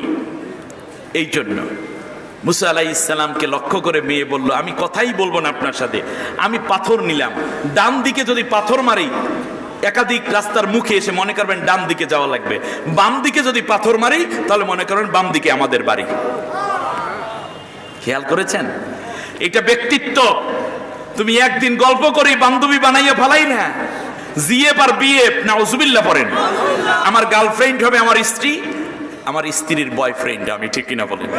বিয়ের আগে এইরকম ফ্রেন্ডশিপ তৈরি করা মানেই হচ্ছে শয়তানের ওয়াসওয়াসা এবং জেনা ব্যভিচার রাস্তাকে খুলে দেওয়া। টেলিভিশনগুলোতে আজকে, নাটক সিনেমাগুলোতে এই ধরনের শব্দগুলো ব্যবহার করে বিশ্বের দ্বিতীয় বৃহত্তম মুসলিম রাষ্ট্র বাংলাদেশের জন্য এই শব্দগুলো গজব, এই শব্দগুলো সম্পূর্ণ অবৈধ এবং অপ্রযোজ্য, ঠিক কিনা বলেন? সরকারকে ব্যাপারে দৃষ্টি আকর্ষণ করছি। মুসা আলাইহিস সালাম হাজির হয়ে গেলেন, সব কথা শুনলেন, শুনে বললেন লা তাখফ, তুমি ভয় পেও না, নাজাউতা মিনাল কওমিজ জালিমিন, তুমি জালেমের হাত থেকে বেঁচে গেছো। সুবহানাল্লাহ বলেন।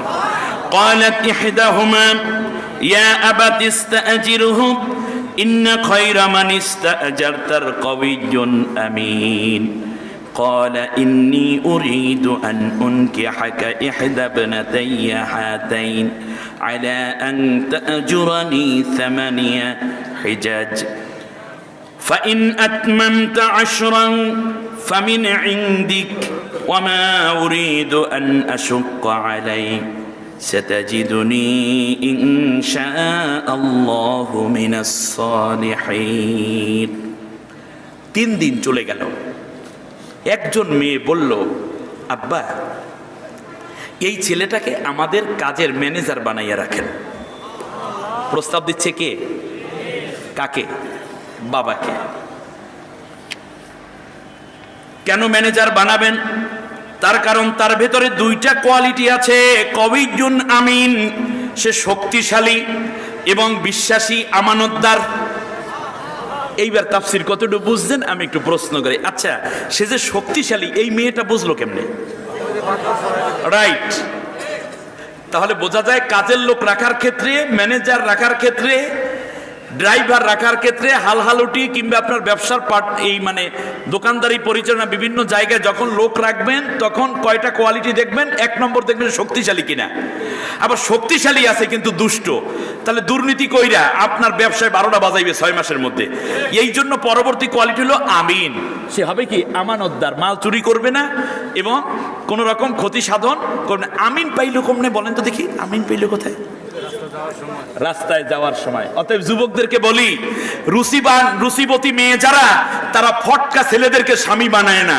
ওরা দেখে না এই ছেলের পার্সোনালিটি আছে কিনা এই ছেলের হিউম্যানিটি আছে কিনা পাংচুয়ালিটি আছে কিনা মডেস্টি আছে কিনা ভার্সু আছে কিনা সদ্গুণগুলো তার ভিতরে আছে কিনা তার ব্যক্তিত্ব আছে কিনা ব্যক্তিত্বহীন কোন ছেলেকে ভালো মেয়েরা স্বামী বানাতে চায় না ঠিক কিনা বলেন কিংবা ভালো লোকেরা চাকরিও দিতে চায় না অতএব বুজুর্গ রাখছেন কাম করে না এরেও কাজের লোক রাখেন না অপরদিকে যদি দেখেন যে শুধু কাজ করে কিন্তু তার ভিতরে আল্লাহর ভয় নাই তাকেও রাখেন না তাহলে ব্যাংক বিমা সব খাইয়ে শেষ করে দেবে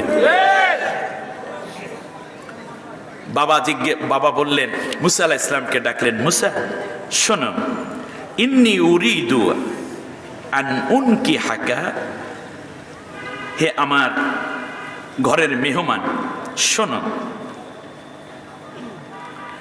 আমার যে 2টা মেয়ে আছে এই 2টা মেয়ের মধ্যে যে কোনো একটি মেয়েকে তোমার কাছে বিবাহ দিতে চাই ইন্নী উরিদু আন উনকিহাকা ইহদা ইবনাতাইয়া হাতাইন 2 জনের মধ্যে যে কোনো একজনকে আমি আপনাদের কাছে প্রশ্ন করি মুসার মা কাছে নাই বাবা কাছে নাই ঘর নাই বাড়ি নাই জায়গা নাই জমি নেই সব কিছু না দেখেও এই ছেলেটাকে ম্যানেজার হওয়ার যোগ্যতা এই জন্যই কোথায় এখনো তো এখন সাধারণ একটা চাকরি করতে গেলেও ভোটার আইডি কার্ড দেওয়া লাগে ঠিকই না বলেন এরপর একজন গ্রান্টার হওয়া লাগে অতিরিক্ত টাকা দিয়ে তারপর জামানত দিতে হয় বিভিন্ন বড় কোম্পানিতে মুসা আলাইহিস সালামকে কি দেখে হযরতে শুআয়ব আলাইহিস সালাম তার মেয়ে দিয়ে মর্যাদাপূর্ণ স্বামী এই মানে জামাই বানাতে চান আমানতদারিতে এবং শক্তি সুবহানাল্লাহ বলেন অতএব এই পৃথিবীতে যারা ইসলাম বিরোধী তারা আমাদের যুব সমাজ শক্তিশালী হোক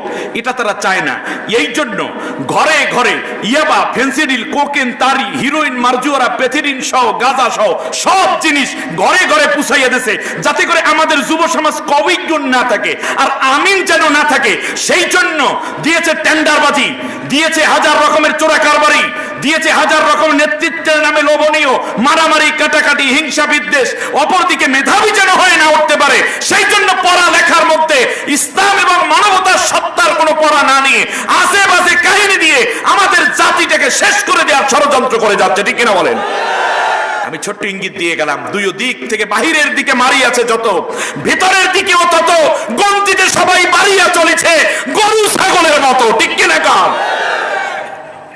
শেষ করি মুসা আলাইহিস সালাম এর কাছে বললেন এই 2 জনের যে কোনো একজন আমি প্রথমেই বলিনি এই 2 জনের একজন বলতে তাকেই দেয়া হয়েছিল যে যে মেয়েটি মুসার সম্বন্ধে বেশি বর্ণনা দিয়েছেন কাওয়িয়্যুন আমিন এরপরে এর চাকরি দিয়ে দেন এর নাম ছিল সফুরা এটা ছোট মেয়ে আর আস্তে করে তিনি বললেন যে তুমি যদি চাও তাহলে 8 বছর হবে, যেহেতু তোমার টাকা পয়সা নাই, কিন্তু 8 বছর হবে মোহরানা। 8 বছর হবে কি মোহরানা। এই তুমি আমার বাসায় কাজ করবা, জামাই হিসাবে থাকবা, কিন্তু 8 বছর ফ্রি সার্ভিস, এইটাই হলো আমার মেয়ের মোহর। যদি তুমি 10 বছর থাকতে চাও তাহলে কোনো অসুবিধা নাই। তার কারণ মুসা আলাইহিস সালামকে তো থাকা দরকারও, ওখানে গেলে তো অসুবিধা। 5 কারণে মুসা আলাইহিস সালামকে শুআয়ব আলাইহিস সালাম রেখে দিয়েছিলেন। কয় কারণ বলেন তো দেখি? 5টা কারণে রেখেছেন। তার কারণ এই ছেলেটা পরোপকারী, এই মানুষের উপকার করে। একটা মৌলিক কারণ বলি, আর বাকি 4টা শেষ দিকে বলবো। ফাঁকে আমার একটা ছোট্ট দায়িত্ব দিয়ে ফেলেছে, যেহেতু আমি যদি ওই দায়িত্ব পালনের যোগ্য না, কিন্তু কেনই যেন কর্তৃপক্ষ বারবার আমাকে এটাই কাজটা করাতে চাচ্ছেন। তো এরপরেও আমি বিশ্বাস করি আপনারা আমাকে এ কাজে সহযোগিতা করবেন ইনশাআল্লাহ। মোট 5টা কারণ। 5 কারণ। একটা কারণ বলি, মুসা আলাইহিস সালামের বয়স 27 বছর, শিশুকালে আসছে ফেরাউনের ঘরে, ঠিক না? এখন মিশর কি তিনি জানেন? হ্যাঁ, হয়ে গেছে। মিশর কি তিনি জানেন? রাজনীতি কি তিনি জানেন? জানেন কি না? সেনাবাহিনী, নৌবাহিনী, বিমান বাহিনীর কাজ কি তিনি জানেন কি জানেন না? জানেন। বিচার, আদালত, হাকিম, হুকুম, সাক্ষী, রোয়দাত কিংবা জমিন লেখা ইত্যাদি এগুলো তিনি জানেন। পুলিশ, র্যাব, গোয়েন্দা কি তা তিনি জানেন। সরকারি দল, বিরোধী দল কি তাও জানেন। সব কিছু জানেন, কিন্তু জেনেছেন ফিরাউনি ইজমে। বলেন কি ইজম? অর্থাৎ তাগুতি শক্তির আলোকে তিনি জেনেছেন। কিন্তু আল্লাহ তাআলা তাকে বানাবেন নবী, তাকে দিয়ে মিশর শাসন করাবেন। কিন্তু ইসলামী রাজনীতিটা কি, ইসলামী পুলিশই কি, ইসলামী সেনাবাহিনী কেমন হয়, ইসলামী শিক্ষা ব্যবস্থা কেমন হয়, ইসলামী অর্থনীতি কেমন হয়, এটা তো তিনি জানেন না। এই জন্য একজন নবীর ঘরে 8 বছর পর্যন্ত একটা টিএস করার জন্য, টিসি করার জন্য, একটা না একটা প্রশিক্ষিত করে গড়ে তোলার জন্য আল্লাহ রাব্বুল আলামিন শুআয়ব আলাইহিস সালামের ঘরে পাঠান। এতদিন ছিল শুধু রাজনীতিবিদ, এতদিন ছিলেন শুধুমাত্র ফেরাউনের ঘরে থাকা রাজনৈতিক বড় ব্যক্তিত্ব, এখন হবে ইসলামী রাজনৈতিক ব্যক্তিত্ব। এই জন্য ইসলাম জানা একটা মানুষের কাছে তাকে পাঠানো দরকার, হযরত শুআয়ব আলাইহিস সালামকে। এই জন্য আল্লাহ দায়িত্ব দিলেন মুসা আলাইহিস সালামকে তত্ত্বাবধান করার জন্য। অতএব ইসলামী পলিটিক্স যদি করতে চান, ইসলামী অর্থনীতি করতে চান, তাহলে আপনাকে এমন একটি দলে যোগদান করতে হবে যেই দল ইসলামী বিধিবিধান লালন করে, যেই দল ইসলামী জীবন ব্যবস্থা কায়েমের জন্য কাজ করে, সেই দলে যোগদান করবেন। একদিন হঠাৎ করে দাঁড়িয়ে রেখে টুপি পরে পাগড়ি করে কইবেন আমিও হয়ে গেছে, আমি একটা ইসলাম কায়েম করব, ভুল। নবীরই প্রশিক্ষণ লাগছে, আপনি করবেন কি? আর 4টা কারণ একটু পরে বলি, তার আগেই একটা কথা জিজ্ঞেস করি। এই সূরাটার নাম হলো সূরা কসাস, 88টা আয়াত, 9টা রুকু আছে। রাসূল সাল্লাল্লাহু আলাইহি ওয়াসাল্লাম মক্কা থেকে মদিনায় হিজরত করে যাচ্ছেন, কষ্টে নবীর বুকটা ফেটে যাচ্ছে। জোহফা নামক জায়গায় যখন গেলেন, নবী বললেন, ও আমার আবু বকর, আমি আর উটের পিঠে বসে থাকতে পারি না, আমার ভীষণ কষ্ট হয়, মনোকষ্ট, আমি শেষ। আবু বকর রাদিয়াল্লাহু তাআলা আনহু তার উট থেকে নবীকে নামালেন, কাসোয়া বসে পড়ল, নবী নেমে পড়লেন। আবু বকর রাদিয়াল্লাহু তাআলা আনহু পা 2টা বিছিয়ে দিলেন, উরুর উপরে, রানের উপরে নবীজির মাথা মোবারক। নবী কাঁদতেছেন। আবু বকর জিজ্ঞেস করলেন, নবী আপনি কাঁদেন কেন? আমি কি কোনো আচরণে এমন করেছি যাতে আপনি কষ্ট পেয়ে কাঁদতেছেন? সুবহানাল্লাহ। আল্লাহর নবী বললেন, আবু বকর কোনো কষ্ট পাই নাই তোমার ব্যবহারে, বরং আমাকে সেভ করার জন্য তুমি পাহাড়ের মতো আমার সামনে দাঁড়িয়ে যাও, ছায়ার মতো ঘিরে রাখো রে আবু বকর। নিজের কষ্ট বুঝতে দাও না, আমাকে আসানে রাখার জন্য আপ্রাণ চেষ্টা করে যাচ্ছ। আবু বকর তোমার কোনো ব্যবহার কিংবা আচরণে আমি কান্দি না, বরং আমি কান্দি মক্কার মায়ায়। মদিনায় চলে যাচ্ছি আবু বকর, মদিনায় আমার কে আছে রে? আমার বাপের ভিটা তো মক্কায়, দাদার বাড়ি মক্কায়, খাদিজার কবরটাও মক্কায়। আবু বকর রে, আমার ফুফি, আমার চাচা, আমার দাদা সবাই তো মক্কার অধিবাসী। ওই বাইতুল্লাহ মক্কায়, সাফা মারওয়া মক্কায়, মিনা মুজদালিফা আরাফা ও মক্কার মধ্যে রে আবু বকর। জমজমের শীতল পানিও তো মক্কায় আল্লাহ দিয়ে রেখেছে। মুলতাজিম, হাতিম, মিজাবে রহমত, রুকনে ইয়ামিনী, হাজরে আসওয়াদ কিংবা মাকাম ইব্রাহিম যাই বলো না কেন রে আবু বকর, সবই তো আল্লাহ রাব্বুল আলামিন মক্কায় রেখে দিয়েছেন। এক অজানা গন্তব্যে আমার যাত্রা। আবু বকর, আমি মক্কার মায়ায় কান্দি, বাইতুল্লাহর মায়ায় কান্দি রে আবু বকর। আল্লাহ রাব্বুল আলামিন প্রথম দিকে সূরা বালাদটা নাজিল করে বলল, নবী গো, তোমার নাগরিকত্ব আবু জেহেল ক্যান্সেল করেছে, তাতে কি হয়েছে?